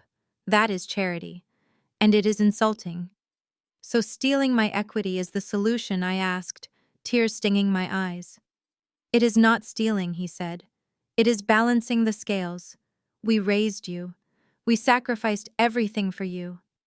I drove a bus for 40 years so you could go to that private school. I paid for your braces. I paid for your piano lessons, that signature, that name I gave you, that name Simone. I own it just as much as you do. If using it helps the family survive, then I will use it. I stared at him, horror washing over me. This was his logic. He believed that because he raised me, he owned me. He believed that my success was his property to be redistributed as he saw fit. He did not see me as an independent woman. He saw me as a resource, a piggy bank to be smashed open when his golden child needed cash. You practiced, I whispered. Kyle told me. You spent all week practicing my signature from old birthday cards. You planned this. You looked at my handwriting, the handwriting of the daughter who loves you, and you saw a way to get cash. My father shrugged. I have always had good penmanship. And what happens when the bank finds out? I asked. What happens when I tell them I didn't sign it? You won't, he said confidently. He sat back down in his recliner and picked up the remote. You won't say a word. Because if you do, you send your father to jail. And you are not that cold, Simone. You love us too much. You crave our approval too much. You will swallow this, just like you swallowed everything else. You will pay off the loan if Kyle fails, and you will keep your mouth shut because you want to keep playing the role of the good daughter. He unmuted the TV. The game show blared back to life. The audience applauded. I looked at my mother. She was knitting again, humming softly to herself. She had tuned me out. She had accepted that robbing me was necessary for the greater good of her favorite child. I stood there for a long minute watching them. I looked at the peeling paint on the walls, the worn carpet, the dusty curtains. I had offered to pay for a renovation last year. They had refused, saying they didn't want my charity. But they were perfectly happy to steal my future. Something inside me died in that moment. It wasn't a loud death. It was quiet. It was the death of the little girl who just wanted her daddy to be proud of her. It was the death of the hope that one day they would see me as something other than a wallet. The pain in my chest stopped. The tears dried up. A cold metallic clarity took its place. My father was right about one thing. I did love them, but he was wrong about the rest. I was not the good daughter anymore. I was the auditor, and I had just found the discrepancy that would close this account forever. I wiped my face with the back of my hand. I straightened my blazer. You are right, Dad, I said. He did not look away from the TV. I knew you would see reason. I mean it. I continued, my voice steady and strong. If Kyle has a big opportunity, I should not stand in the way. 300,000 is a lot of money, but you are right. Family comes first. My mother stopped knitting. She looked up, hope shining in her eyes. You mean it, Simone? You are going to let the loan go through? I nodded. I will do better than that. If he is going to invest, he needs to do it right. I will not report the fraud. I will let the bank process the application. My father turned his head, a smug smile playing on his lips. Good girl. I knew you were smart. I walked to the door. My hand hovered over the knob. Just tell Kyle one thing for me, I said. Tell him that when the loan documents arrive for the final signature, he needs to make sure everything is listed. All his assets, all his inventory. The bank needs to see that he is serious. If he wants to be a businessman, he has to act like one. I will tell him my father said already losing interest in me, now that he had gotten what he wanted. Close the door on your way out. It is letting a draft in. I stepped out onto the porch and closed the door. I stood there for a second listening to the muffled sound of the television. They thought I had surrendered. They thought they had successfully bullied me into submission one last time. They had no idea. I walked to my car and got in. I picked up my phone and called Marcus. They admitted it, I said. My father admitted he forged the signature, and he said he would do it again because he owns me. Did you get it? Marcus asked. I tapped my chest pocket where my phone had been recording the entire time. Every word I said. So what is the play? Marcus asked. Do we stop the loan? No, I said, starting the engine. We let it proceed. We let the bank mail the final closing documents to the townhouse. We let Kyle list all his stolen inventory as collateral. We let them think they have pulled off the heist of the century. And then I said, pulling away from the curb, we throw a party. I am going to invite everyone. Kyle, Jasmine, Mom, Dad. We are going to celebrate the loan closing. And when my father puts that pen to paper to forge my signature one last time in front of witnesses, that is when you open the door. I drove away from the house I grew up in, leaving my parents to their game show and their knitting. They wanted a return on their investment. They were about to get one. I was going to give them exactly what they asked for. I was going to give them the full attention of the federal government. I sat in my car for another 20 minutes after hanging up with Marcus. I needed to let the anger settle. I needed to bury the rage so deep that when I opened my mouth, only exhaustion and defeat would come out. I checked my makeup in the rearview mirror. My eyes were naturally puffy from the crying I had done earlier, which was perfect. I looked like a woman who had been broken. I looked like a woman who had realized she could not beat the combined force of her entire family. I dialed Jasmine's number. She answered on the second ring, her tone sharp and defensive, ready for a fight. What do you want, Simone? She asked. If you are calling to yell at me about the house tour, save your breath. I have a right to post whatever I want. I let out a long, shaky sigh, making sure she could hear the tremble in my breath. I am not calling to yell, Jasmine. I am calling to surrender. There was a pause on the other end of the line. The background noise of cartoons and shouting children faded as Jasmine presumably walked into another room. What did you say? She asked, her voice dropping an octave. I said you win, I repeated, injecting a note of desperate fatigue into my voice. I just left Mom and Dad's house. Dad told me everything. He told me about the loan application. He told me about how he feels. Jasmine stayed silent, waiting to see if I was going to explode. When I didn't, she spoke up, her voice cautious but hopeful. And, what are you going to do? I am going to let you have it, I said. I am tired, Jasmine. I have been fighting this battle for weeks, and I realized today that Dad is right. It is just money. It is just a house. If keeping this townhouse means losing my parents and my sister, then the price is too high. I do not want to be the enemy anymore. I heard a muffled sound like she was covering the phone to whisper to someone. Then she came back on the line, her voice brighter, dripping with a sudden sickening sweetness. Oh, Simone, I knew you would understand. We are doing this for the family. Kyle has a vision. We are all going to be so rich, and we will pay you back every cent. I do not want you to pay me back, I lied, closing my eyes against the headache that was starting to form behind my temples. I want to do this cleanly. If you guys are going to take over the house and the equity, I want to transfer the deed to you. I want to wash my hands of it so I can move on with my life. Transfer the deed. Jasmine practically squealed. You mean you are giving us the house? Like officially? Yes, I said. But we need to do it fast, and we need to do it smart. I am an accountant, Jasmine. I know how the IRS works. If I just give you a $3 million house, the gift tax will destroy you. You will owe the government hundreds of thousands of dollars that you do not have. The excitement in her voice faltered. Oh, I did not think of that. But there is a loophole, I said, setting the bait.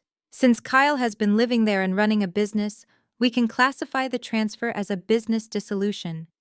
If we can prove that he has been investing in the property and storing commercial inventory there, I can sign over the house as his share of the equity. No tax, no fees. It is a clean swap. Jasmine gasped. You would do that for us? You would really help us with the taxes. I am doing it for me, I said. I just want this over with. But I need Kyle to sign some paperwork. Can I come over? Yes, come over right now. Kyle is just downstairs. Oh my God. Simone, thank you. I hung up the phone and stared at the dark screen for a moment. The transition from villain to savior had been disturbingly easy. They wanted to believe I was defeated because it fit their narrative. They needed me to be the foolish, generous big sister because the alternative was too terrifying for them to consider. I drove back to the townhouse. When I arrived, the vibe was completely different from my previous visits. The door wasn't locked. Jasmine threw it open before I could even knock. She was wearing a pair of my designer yoga pants that I had left in the laundry room, but I didn't even flinch. She hugged me, enveloping me in a cloud of cheap perfume and marijuana smoke. I am so glad you are here, she said, pulling me inside. Kyle is in the kitchen. We are so excited. I walked into the kitchen. Kyle was leaning against the counter trying to look casual, but his eyes were gleaming with greed. He had shaved, and he was wearing a button-down shirt, clearly trying to look the part of the successful businessman he was pretending to be. Hey Simone, he said, nodding at me. Jasmine says you are ready to play ball. I placed my briefcase on the table, ignoring the sticky residue on the surface. I opened it and pulled out a thick stack of documents. These were not loan papers. They were standard affidavit forms I had drafted myself, mixed in with some generic property transfer templates I downloaded from the internet. They looked impressive, full of legal jargon and dense paragraphs. I am ready to move on, Kyle, I said, keeping my voice flat. But like I told Jasmine, I am not going to let the IRS take 40% of this house just because we did the paperwork wrong. I need to protect myself, and I need to protect you. I laid the documents out. This is an affidavit of asset management and commercial occupancy. Basically, it tells the government that this hasn't just been a residence for the last month. It has been a warehouse and a data center for your business. Kyle leaned in, reading the title. He looked impressed. Okay, that sounds right. To make this stick, I continued, pointing to a blank section on the second page. You need to list exactly what business assets you have on the premises. The more inventory you list, the more valid the claim is. If you just put down a laptop and a printer, the IRS will laugh at us. But if you have significant hardware inventory stock, that proves this is a commercial operation. Kyle looked at Jasmine, a slow smile spreading across his face. We definitely have inventory, he said, chuckling. Great, I said, handing him a pen. A heavy, expensive Mont Blanc pen I had received as a graduation gift. It felt fitting that he would sign his confession with an instrument of my success. List everything, Kyle. Be specific. Model numbers, quantities, estimated value. The more detail, the better. It shows you are a serious operator. Kyle took the pen. He sat down at the table, pushing aside a cereal bowl. He looked at the blank lines, and for a second, he hesitated. Is this going to be public record? He asked. No, I said smoothly. This is an internal tax document. It only goes to the IRS if we get audited. And we won't get audited if the numbers look real. Just put down what you have. Do not lie. If the numbers don't match the electric usage or the space, that is what triggers a red flag. That logic seemed to satisfy him. He bent over the paper and began to write. I watched him. I watched the ink flow onto the page. I watched my sister stand behind him, massaging his shoulders, whispering encouragement. They thought they were securing their future. They thought they were legitimizing their theft. I have 12 ASIC miners, Kyle mumbled as he wrote. Antminer S19 Pro. Those are worth about 10 grand each. Put it down, I said. That is excellent equity. And the graphics cards, he continued. I have 40 NVIDIA RTX 3080s. Brand new in box. Perfect, I encouraged him. That is exactly what we need. What about the other boxes I saw in the video? The retail stuff. Oh, that is trading stock, Kyle said, glancing at me. For my e-commerce business. Listed, I said. Smartphones, consoles. Yeah, he said. I have 50 iPhone 15 Pros, 20 PlayStation 5s, 10 Dyson Airwraps. He wrote it all down. He listed the stolen merchandise item by item. He listed the tools of his fraudulent trade. He was creating a comprehensive inventory of his own crimes. He was documenting grand larceny, possession of stolen goods, and the operation of an unlicensed money transmission business, all on one sheet of paper. When he finished the list, he looked up at me. Is that enough? I looked at the page. It was full. It was a confession note signed, sealed, and delivered. That is perfect, Kyle. Now just sign at the bottom, under the penalty of perjury clause. It just means you swear this list is accurate. He didn't even read the clause. He just slashed his signature across the bottom line. Kyle Jenkins. I took the paper back, blowing on the ink to dry it. I slipped it into my folder, my hands steady. Okay, I said. This is the hard part done. Now I just need to file this with the county clerk to prepare the deed transfer. Once that is recorded, we can sign the final closing documents for the house. When Jasmine asked, her eyes wide. Saturday, I said. Let's do it Saturday. Why don't you invite Mom and Dad? We can make it a celebration. A housewarming and a signing party all in one. We will sign the deed, we will sign the loan papers for your HELOC, and then the house is yours. Jasmine squealed and hugged Kyle. Oh my God, babe, we did it. Kyle leaned back in his chair, looking at me with a smug, victorious grin. He thought he had bullied me. He thought he had outsmarted the educated, successful sister. Thanks, Simone, he said. You are doing the right thing. You are finally learning how to be a team player. I closed my briefcase. The snap of the latches sounded like a gunshot in the quiet kitchen. I said, picking up the case. I will see you on Saturday. Make sure everyone is here. We do not want anyone to miss the big moment. I walked out of the house without looking back. I felt lighter than I had in weeks. The weight of the betrayal was still there, but it was no longer crushing me. It was fueling me. I had the affidavit. I had the recordings. I had the credit card statements. I got into my car and drove 2 blocks before pulling over. I took the document out of the briefcase and snapped a high-resolution photo of it. I sent it to Marcus with a single caption. Got him. He listed everything. A minute later, Marcus replied. FBI is on board. They love the affidavit. It proves intent and scale. Saturday is a go. I put the phone down and looked at the townhouse in my rearview mirror. They were probably opening champagne right now. They were probably toasting to their brilliance. They had no idea that the ink on that paper wasn't just dry, it was indelible. And on Saturday, I wasn't bringing a notary. I was bringing a reckoning. The Federal Plaza building in Lower Manhattan loomed over me like a concrete fortress.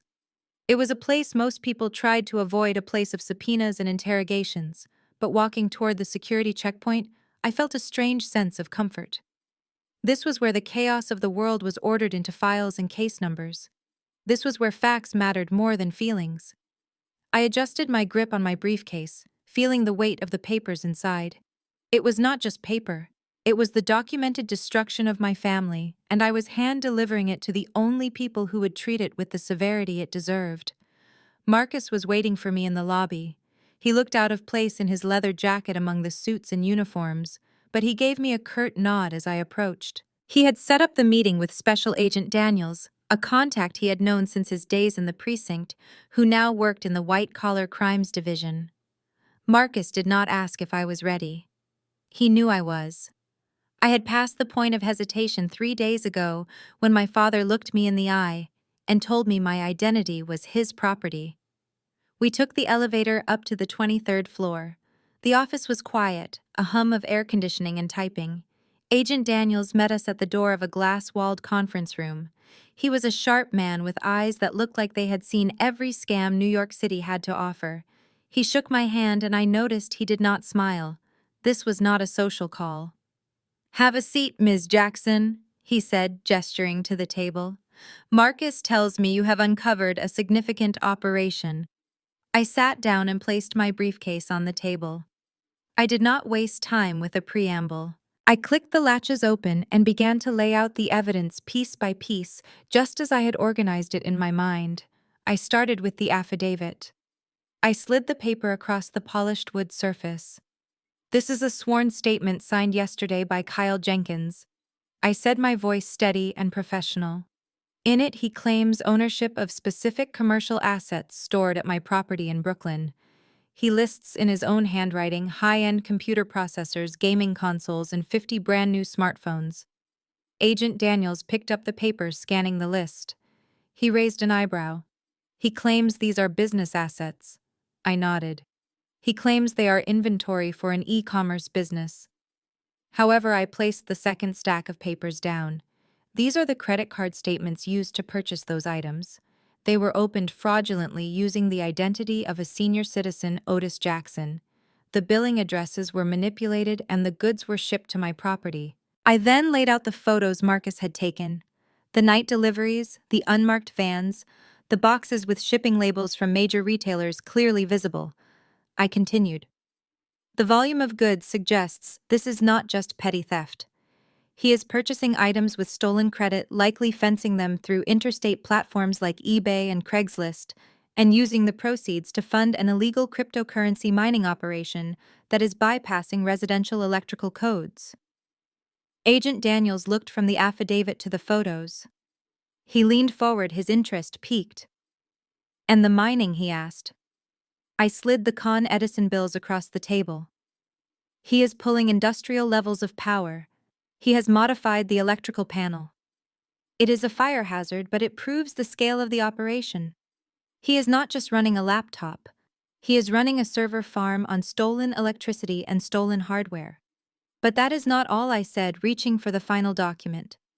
"This is the one that brings it all together." I placed the home equity line of credit application on top of the pile. 2 days ago, an application was submitted to Quick Cash Home Lending for $300,000 against the equity of my home. It was submitted electronically. The signature on the application belongs to me, but I did not sign it. I played the audio file from my phone. The sound of my father's voice filled the small conference room, admitting to the forgery, admitting to the plan to defraud the bank. I watched Agent Daniels' face as he listened. I saw his jaw tighten when my father said he practiced the signature. I saw the disgust in his eyes when Kyle bragged about using the money to expand the operation. When the recording ended, silence hung heavy in the room. Agent Daniels let out a long breath and looked at Marcus. "You were right," he said. "This is not a domestic dispute." He turned to me. "Ms. Jackson, do you understand what you have here?" "I do," I said.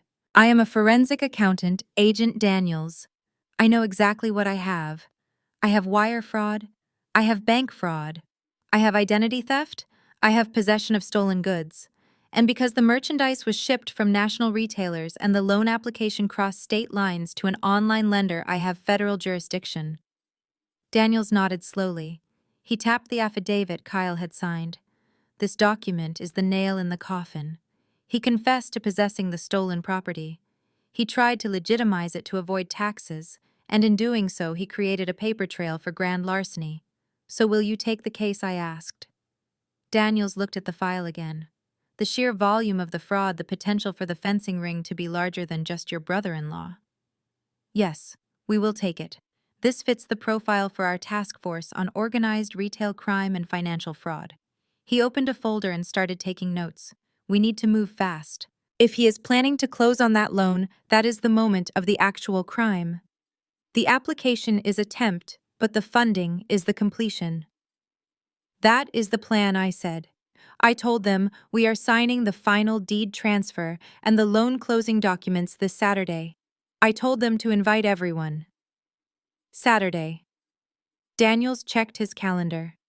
That gives us 48 hours to organize a team. We can get a warrant based on this evidence by tomorrow morning." He looked at me, his expression shifting from professional to personal for a brief moment.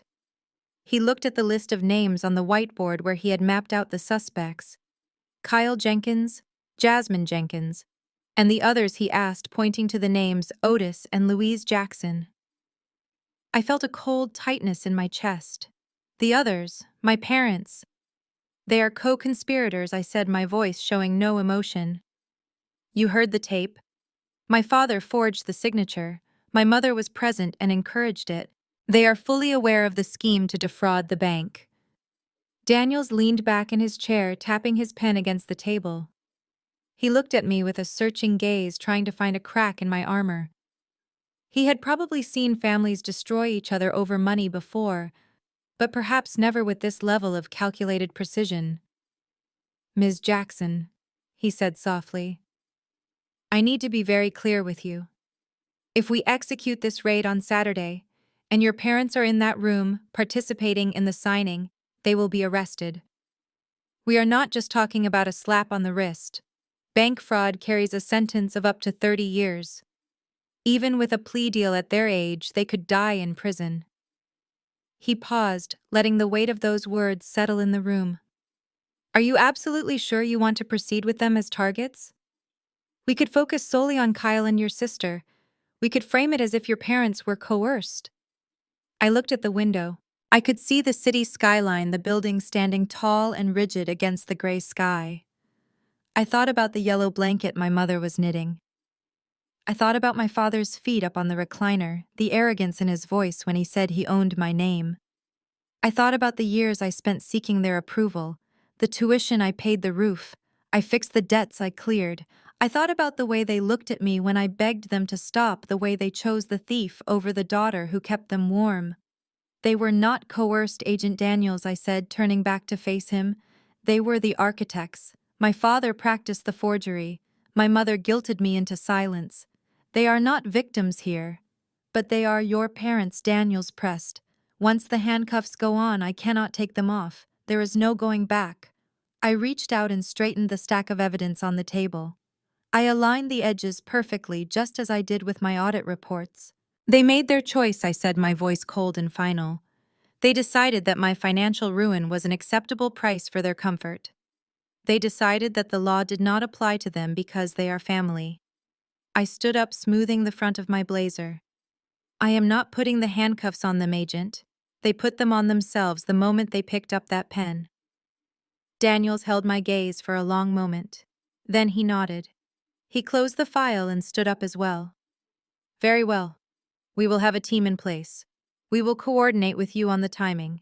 You just make sure they are all in that room and the pen is in their hand." "I will," I promised. Marcus walked me to the elevator. He didn't say anything until the doors were about to close. "You are a scary woman, Simone," he said, but there was respect in his voice. "I am just balancing the ledger, Marcus," I said as the doors slid shut. I walked out of the federal building and into the cold autumn air. I did not feel guilt. I did not feel sorrow.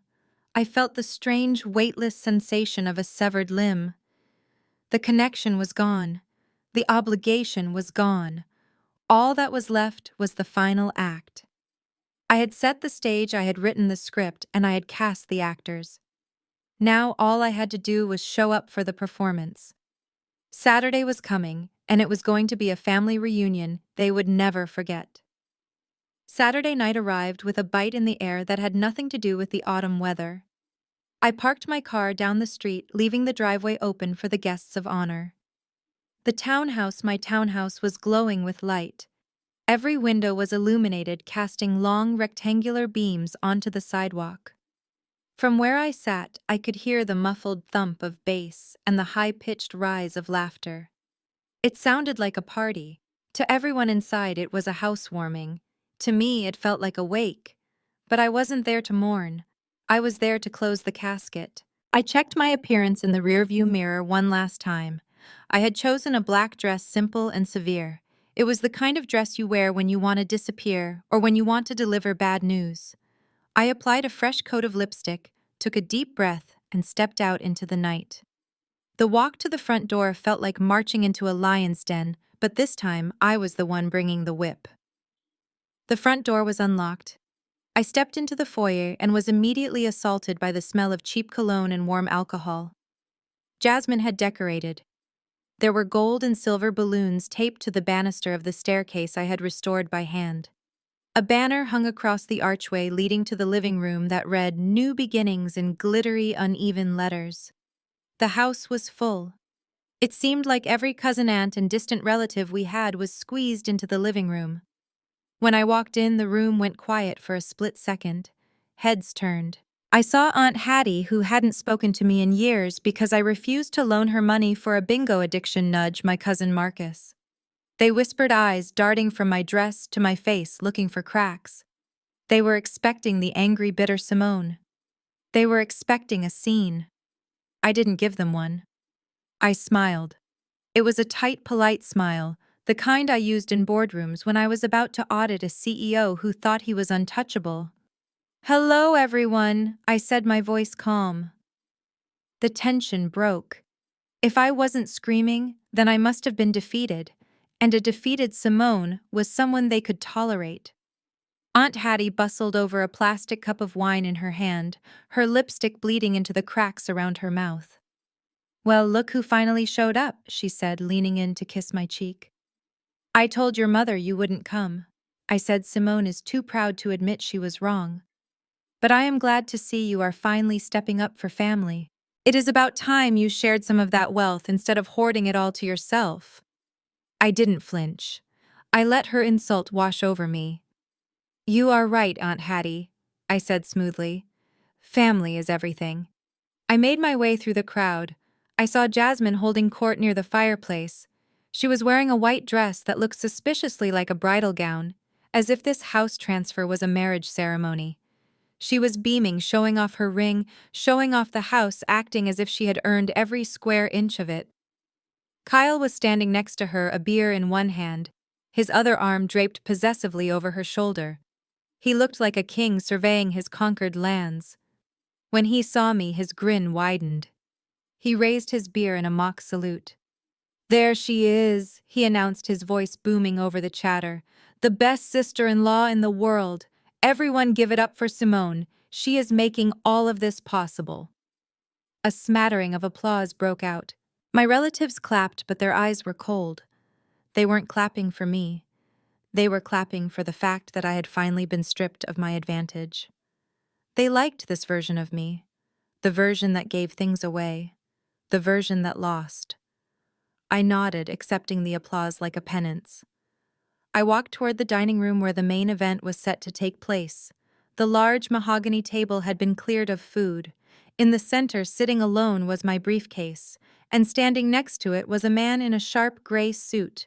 "Mr. Vance," I said, extending my hand. The man turned. He had steel gray hair and eyes that missed nothing.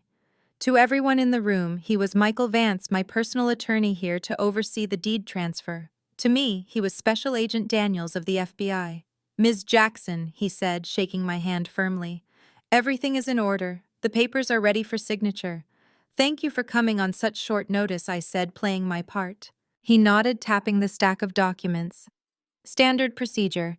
We just need all parties present to notarize the signatures." I looked around the room. I needed to make sure everyone was here. I saw Kyle and Jasmine moving toward us, but I needed the other two architects of my misery. I found them in the corner near the kitchen. My parents. My father, Otis, was holding a glass of scotch, looking more relaxed than I had seen him in years. My mother, Louise, was beaming, clutching her purse like it contained the keys to the kingdom. They looked victorious. They looked justified. I walked over to them. My mother reached out and squeezed my arm. Her grip was tight, bordering on painful. "I am so proud of you, Simone," she whispered, her voice thick with emotion. "I know this was hard for you. I know you loved this house. But look at them. Look how happy your sister is. This is what family does. We sacrifice." I looked at Jasmine, who was laughing at something Kyle whispered in her ear. "Yes," I said, "we sacrifice." My father took a sip of his scotch and looked me up and down. You did the right thing, girl. I was worried you were going to be stubborn. I was worried I raised a fool. But you came through. You finally understood that you don't need all this. You have your career. You have your apartment. Let your sister have her turn. His words were like razor blades. But I didn't bleed. I just nodded. I understood, Dad. You were right. Ownership is just a piece of paper. Exactly, he said, clinking his glass against mine. Now, let's get this over with. I want to make a toast. He turned toward the room and cleared his throat. Everyone gather round. The chatter died down. The music was turned off. The family crowded into the dining room, forming a semicircle around the table. Kyle and Jasmine stood at the head of the table. My parents stood right behind them like proud sponsors. I stood to the side next to Mr. Vance. My father raised his glass. To family he bellowed, to sticking together, and to my son-in-law Kyle, who has the vision to take this asset and turn it into a fortune for all of us, and to my daughter Simone for finally doing her duty. To family, the room echoed. Kyle soaked it in. He set his beer down and rubbed his hands together. He looked at the stack of papers on the table. He looked at the deed transfer. He looked at the loan documents for the $300,000 line of credit. All right, let's make this official, Kyle said. I have big plans for Monday morning. Mr. Vance stepped forward. He opened a folder and laid out 3 distinct piles of paper. This first document, Vance said, his voice projecting clearly to the back of the room, is the deed transfer. It moves the property from Simone Jackson to Kyle and Jasmine Jenkins. Kyle picked up the pen. He didn't even read it. He signed his name with a flourish. Jasmine signed next to him, giggling as she dotted the I in her name with a heart. The second document, Vance continued, is the Affidavit of Commercial Occupancy. This confirms that Kyle Jenkins has been operating a business on the premises and verifies the inventory list attached as Exhibit A. That is the tax thing, right? Kyle asked, glancing at me. Correct, I said.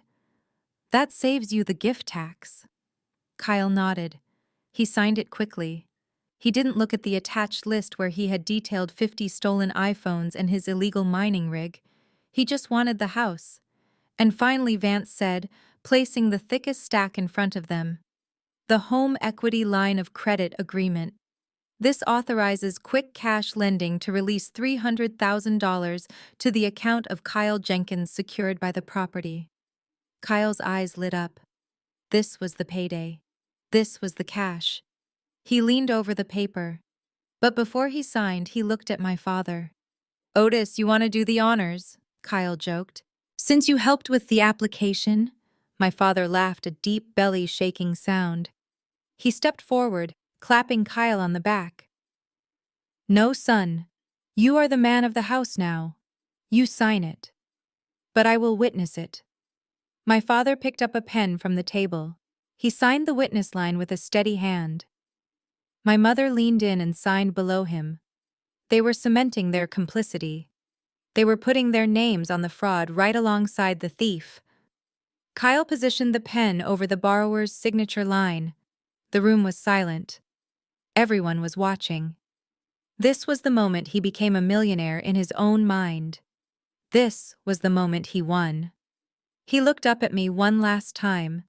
His eyes were mocking, filled with a pity that made my stomach turn. Thanks, Simone, he said, and the room was so quiet I could hear the scratch of his shirt cuff against the table.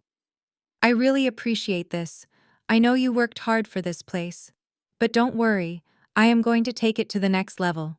You are going to be glad you gave it to someone who knows how to hustle. Thanks, sister. I didn't smile. I didn't blink. I just watched his hand. You are welcome, Kyle, I said softly. Sign it. He looked back down. He pressed the tip of the pen to the paper. The ink flowed. K, Y, L, E. He finished the signature. He stood up straight, dropping the pen on the table with a clatter. Done, he shouted, throwing his arms up. It is ours! The room erupted in cheers. Jasmine screamed and threw her arms around his neck. My mother started crying, clapping her hands together. My father shook Kyle's hand vigorously. I looked at Mr. Vance. He looked at me. He didn't need to say a word. The crime was complete. The fraud was executed. The stolen goods were claimed. The signatures were wet. Mr. Vance closed the folder. He didn't hand Kyle a copy. Instead, he reached into his jacket pocket. But he didn't pull out a notary stamp. He pulled out a gold badge. The light from the chandelier caught the metal, reflecting a harsh beam across the table. Kyle's smile faltered. He looked at the badge, then at Vance's face. "What is that?" Kyle asked, his voice confused. Vance's voice changed. It wasn't the polite tone of a lawyer anymore. It was the commanding boom of federal law enforcement. Kyle Jenkins, Jasmine Jenkins, Otis Jackson. Louise Jackson, I am Special Agent Daniels with the FBI. The cheering stopped instantly. It didn't taper off. It was severed, leaving a silence so sudden it was violent. Aunt Hattie dropped her plastic cup. Red wine splashed onto the white carpet, looking like a splatter of blood. Kyle laughed nervously. "Whoa, wait. Is this a prank? Simone, did you hire a stripper?" Daniels didn't answer. He raised his left hand and spoke into his wrist microphone. "Move in. Go. Go. Go." The front door exploded inward with a deafening crash. The sound of heavy boots hammered against the hardwood floors. "FBI. Nobody move. Hands where I can see them." The room descended into chaos.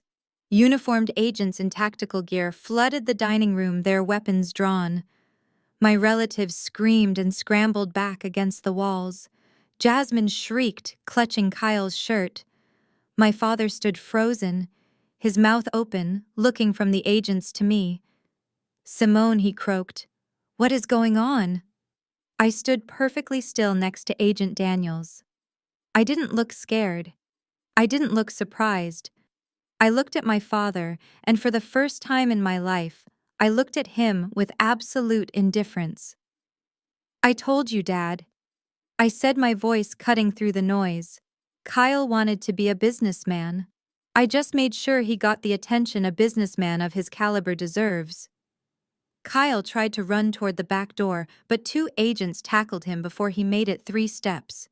They slammed him face first onto the dining table, right on top of the papers he had just signed.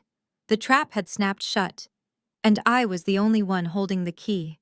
The explosion of the front door was not just a sound, it was a physical force that shook the floorboards beneath my feet. Before the wood splinters had even settled on the foyer rug, the room was swarmed.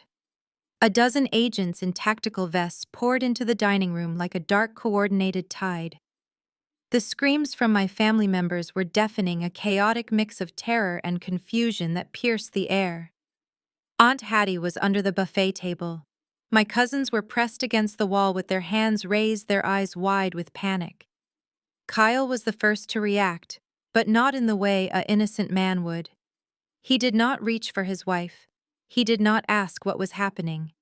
His eyes darted instantly to the hallway leading to the basement stairs. He knew exactly what was down there. He knew that the moment they saw the servers and the inventory, his life was over. He shoved his chair back, knocking it over, and bolted toward the kitchen door. He made it exactly 3 steps. An agent who had come in through the back entrance met him at the threshold. There was a sickening thud as the agent's shoulder connected with Kyle's chest. Kyle flew backward, crashing into the china cabinet. Glass shattered everywhere, raining down on him like jagged confetti. Before he could scramble to his feet, 2 agents were on top of him. I watched as they wrenched his arms behind his back. I heard the distinct metallic click of handcuffs tightening. "Get off me!" Kyle screamed, his face pressed into the shards of broken plates. "Do you know who I am? This is my house. You have the right to remain silent." The agent recited, his voice calm and bored.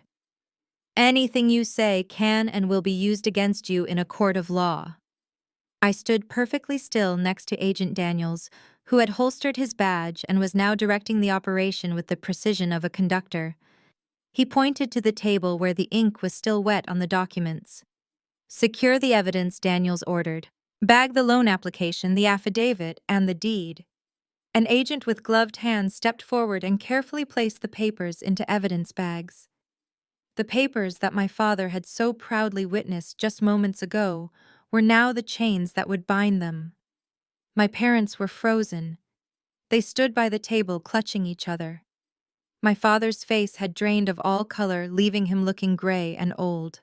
My mother was trembling so violently that her teeth were chattering. They looked at the agents, then they looked at Kyle on the floor, and finally they looked at me. Simone. My father croaked, his voice barely audible over the shouting. Tell them. Tell them this is a mistake. Tell them we were just helping family. I turned to look at him. I did not feel the urge to cry. I did not feel the urge to scream. I felt nothing but a cold, heavy resolve. Agent Daniels stepped between me and my father. He looked at Otis Jackson, not as a senior citizen, but as a suspect. Otis Jackson, Louise Jackson, you are under arrest for conspiracy to commit bank fraud, wire fraud, and aiding and abetting a criminal enterprise.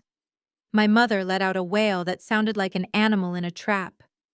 No, we didn't do anything. We just signed a paper. It was for a loan. Exactly, Daniel said. You knowingly signed a fraudulent loan application using a forged signature to obtain funds under false pretenses. That is a federal crime, Mrs. Jackson. An agent stepped forward and took my mother's wrist. She pulled back, hysterical. Don't touch me. I am a mother. I am a churchgoer. Simone. Stop them. I watched as the agent pulled her arms behind her back. I watched the steel cuffs lock around her wrists, the same wrists that used to knit blankets, the same wrists that had cooked Sunday dinners, the same wrists that had held the pen that signed away my future. My father tried to intervene, puffing out his chest. You cannot arrest my wife. We are elderly people. We have rights. You have the right to an attorney, Daniels said, signaling for another agent to take my father. If you cannot afford one, one will be provided for you. Though looking at the financial fraud you just attempted, I doubt the court will be lenient. I watched my father get cuffed. He didn't fight. He just deflated. The arrogance, the bluster, the pride, it all evaporated the moment the cold metal touched his skin. He slumped forward, looking suddenly frail. As they led him past me, he stopped. He looked me in the eye. You did this, he hissed. You set us up. You are your own father's Judas. I held his gaze. I didn't blink. I didn't forge the signature, Dad, I said softly. You did. I didn't lie to the bank. You did. I just turned on the lights. He spat at my feet.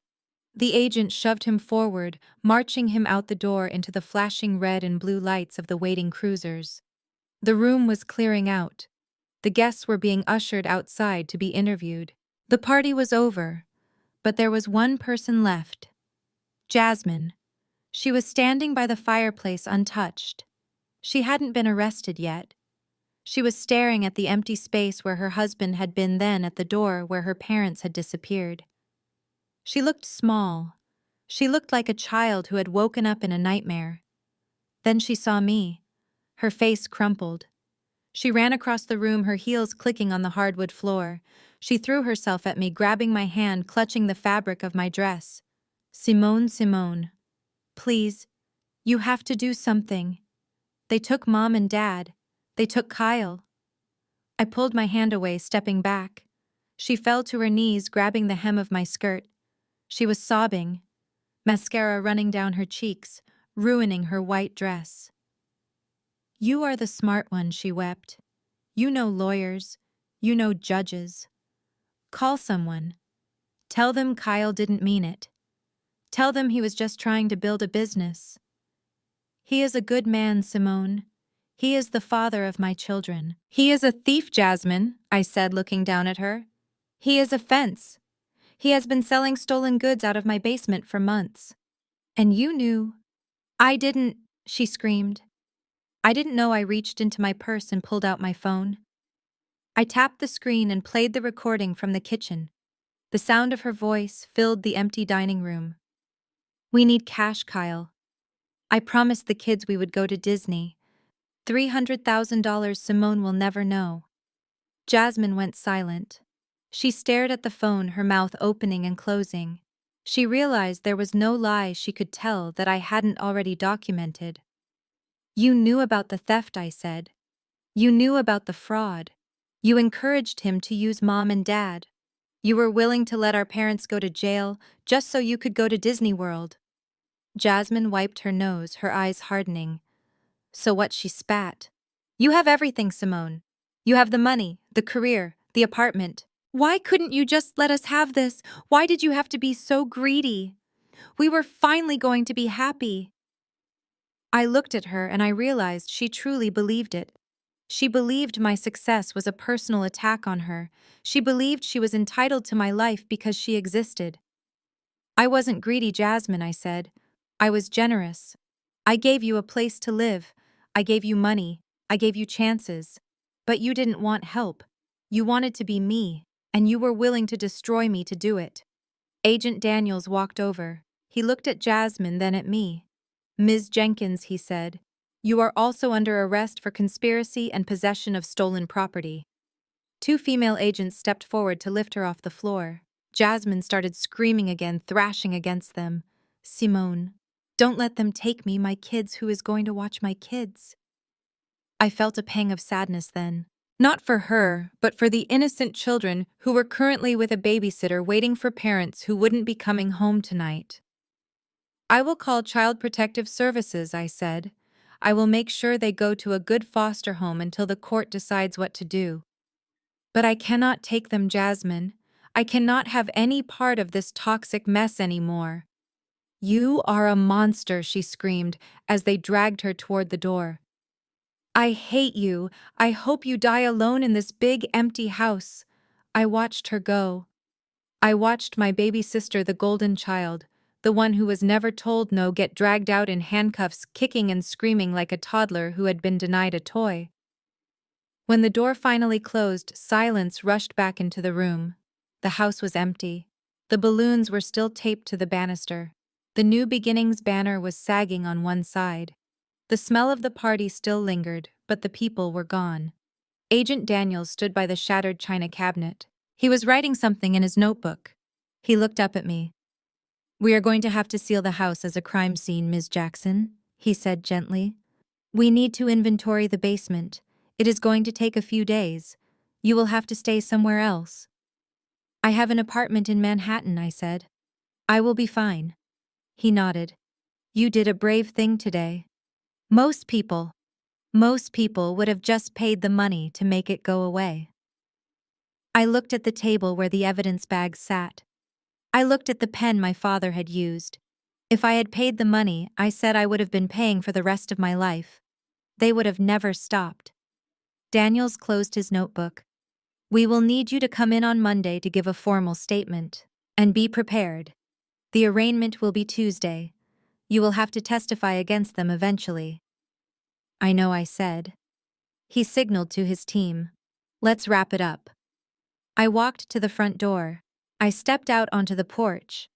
The street was filled with flashing lights. Neighbors were standing on their stoops filming with their phones. I saw Mrs. Higgins, the neighborhood watch captain, staring with her mouth open. I walked down the steps past the police cars. I saw my father in the back of one, his head bowed. I saw Jasmine in another, pressing her face against the glass, still crying. I didn't stop. I walked to my car, parked down the block in the darkness. I got in and locked the doors. The silence inside the car was heavy, but it was peaceful.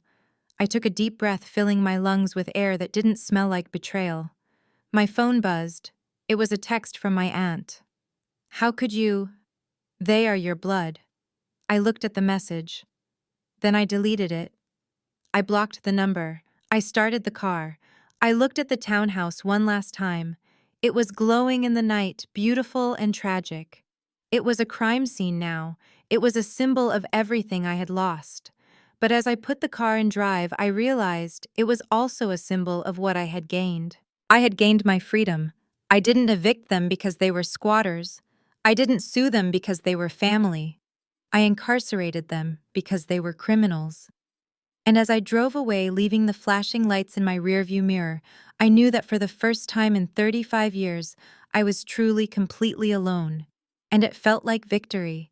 It has been 6 months since the night the flashing lights illuminated Bed-Stuy, casting long, frantic shadows against the brownstones. 6 months since the party ended in handcuffs. 6 months since I walked away from the people who share my DNA and realized that family is not defined by blood, but by behavior. The silence that followed that night was deafening at first, but slowly, day by day, it transformed into a symphony of peace. The legal system moves slowly for the innocent, but it moves with terrifying speed when the evidence is wrapped in a bow. And thanks to my habit of documenting everything, the evidence against the Jenkins and Jackson conspiracy was bulletproof. Kyle did not get the plea deal he was hoping for. The federal prosecutor was particularly unimpressed by the fact that he had involved elderly relatives in his scheme. The sheer volume of the fencing operation, combined with the bank fraud and the fire safety violations from the mining rig, resulted in a sentence that reflected his arrogance. He was sentenced to 8 years in federal prison. I did not go to the sentencing, but Marcus told me that when the gavel came down, Kyle did not look like a businessman anymore. He cried. He blamed everyone but himself. He blamed society. He blamed the economy, and loudly he blamed me. But his blame could not unlock the cell door. Jasmine fared slightly better in the eyes of the law, but worse in the eyes of life. Because she had no prior record and claimed coercion, she avoided prison time. She received 5 years of strict probation. But the family court judge was not as lenient as the criminal one. Given the environment of the home, the presence of drugs, the fire hazards, and her complicity in the crimes, she lost custody of her 3 children. They are currently living with Kyle's mother in Ohio, far away from the chaos their parents created. Jasmine, the golden child, who believed she was too good to work, the woman who mocked me for being career-obsessed, is now working as a cashier at a discount grocery store in Queens. She lives in a studio apartment the size of my walk-in closet. I heard through the grapevine that she tells customers she is just down on her luck temporarily, that her rich sister stole her inheritance. She clings to that narrative because it is the only thing protecting her fragile ego from the truth of her own failures. And then there were my parents, Otis and Louise, the architects of my guilt. The judge took pity on their age and their health, sparing them from a prison cell. They received a suspended sentence. But restitution is a hungry beast. The court ordered them to pay back the banks for the fraudulent credit cards they helped open. They were ordered to pay legal fees. They were ordered to pay damages. To satisfy the court and avoid jail, they had to liquidate their assets. The brick house in East Flatbush, the house I had paid off for them, the house where I grew up, was sold. They did not walk away with a profit. After the fines, the lawyers, and the penalties were paid, they were left with nothing. They currently reside in a state-subsidized assisted living facility in the Bronx. It is not the luxury retirement I had planned for them. There are no garden parties. There is no Sunday roast. They share a small room with twin beds surrounded by strangers. They have their freedom technically, but they have lost the dignity they claimed I was trying to steal. As for me, I sold the townhouse 3 weeks after the police tape came down. Even after the squatters were gone and the mess was cleaned up, the air inside felt heavy. It was tainted by the memory of Kyle's smirk and my father's forgery. I could not walk through the kitchen without hearing the echo of their conspiracy. So I sold it to a nice young couple who saw it for what it was, a beautiful building unaware of the ghosts that haunted the hallways. I made a healthy profit, rolled the equity over, and left Brooklyn behind. I moved east, far east. I bought a house in the Hamptons. It is a modern glass-walled structure that sits on a dune overlooking the Atlantic Ocean. It is the complete opposite of the dark, historic brownstone. Here, everything is light. Everything is open. There are no dark corners for secrets to hide. I am sitting here now, on my white linen sofa, watching the flames dance in the gas fireplace. Outside, the ocean roars, a constant rhythmic reminder of nature's power. I have a glass of vintage Bordeaux in my hand, the kind I used to feel guilty about buying because I knew my mother needed money for her bingo debts. Now I sip it without a shred of guilt. The silence in the house is not lonely. It is luxurious. It is the sound of a life that belongs entirely to me. My phone resting on the marble coffee table buzzes. It is a rare sound these days. I have changed my number, filtered my contacts, and built a digital fortress around my life. But some things still slip through. I pick it up. It is a text message from a number I do not recognize, but the area code is from the Bronx. Simone, please. It is Mom. Your father is sick. The food here is terrible and they won't give us the good medicine because insurance won't cover it. We are suffering, baby. We are your flesh and blood. Please. Just $500. God will bless you. Don't be cruel. I stare at the words. I dissect them with the same forensic precision I use in my work. I look for an apology. I look for accountability. I look for an acknowledgement that they tried to rob me of $300,000. There is nothing, just the same manipulation, the same weaponization of religion and biology, flesh and blood. They use those words like a leash, trying to snap it tight around my neck one last time. They think that because enough time has passed, I will revert to the obedient daughter. They think my silence is a punishment that has an expiration date. They are wrong. I do not feel anger reading the text. I do not feel sadness. I feel a profound sense of detachment. It is like reading a script from a movie I used to star in, but the role has been recast. That's Simone, the one who would have transferred the money instantly, the one who would have driven to the Bronx with groceries and guilt. She does not exist anymore. She died in that dining room the moment her father signed the loan papers. I do not type a reply. I do not ask how Dad is. I do not defend myself against the accusation of cruelty. I simply tap the small icon in the corner of the screen. I scroll down to the bottom of the contact options. My finger hovers over the red text that says block caller. I press it. The message disappears. The connection is severed. The line goes dead. I place the phone back on the table face down. I take a sip of my wine and look out at the dark ocean. There is a misconception that cutting off family leaves a hole in your life. People tell you that you will regret it, that blood is thicker than water, that you will be lonely. They are wrong. Cutting off a toxic family does not create a void. It creates space. Space for peace. Space for growth. Space for people who actually love you, not for what you can give them, but for who you are. I have spent 35 years trying to buy a seat at a table where I was the main course. I spent decades trying to prove my worth to people who were bankrupt of integrity. I thought I was the black sheep, the outcast. But the truth is, I was the scapegoat they needed to carry their sins. Now I am just Simone. I am the owner of this house. I am the owner of my career. And most importantly, I am the owner of my own peace. I watch the fire crackle, the orange light reflecting in the glass of the window. I am alone in this big, beautiful house, and for the first time in my entire life, I am not afraid of the dark. Because I know that the monsters aren't under the bed or in the closet. The monsters are in the Bronx, blocked on my phone, and fading into a memory that no longer has the power to hurt me. The blood in my veins is mine. The money in my bank account is mine. And the future, that is the most valuable asset of all. And I am not sharing it with anyone who does not deserve it. I take another sip of wine, close my eyes, and listen to the ocean. It sounds like freedom. If you have ever felt the weight of expectation crushing you, or if you have ever had to choose between your sanity and your family, I hope my story gives you the courage to choose yourself. It is not an easy road, but the view from the other side is worth every step. Thank you for listening. This is Simone signing off. My journey taught me that shared DNA is never a license for abuse.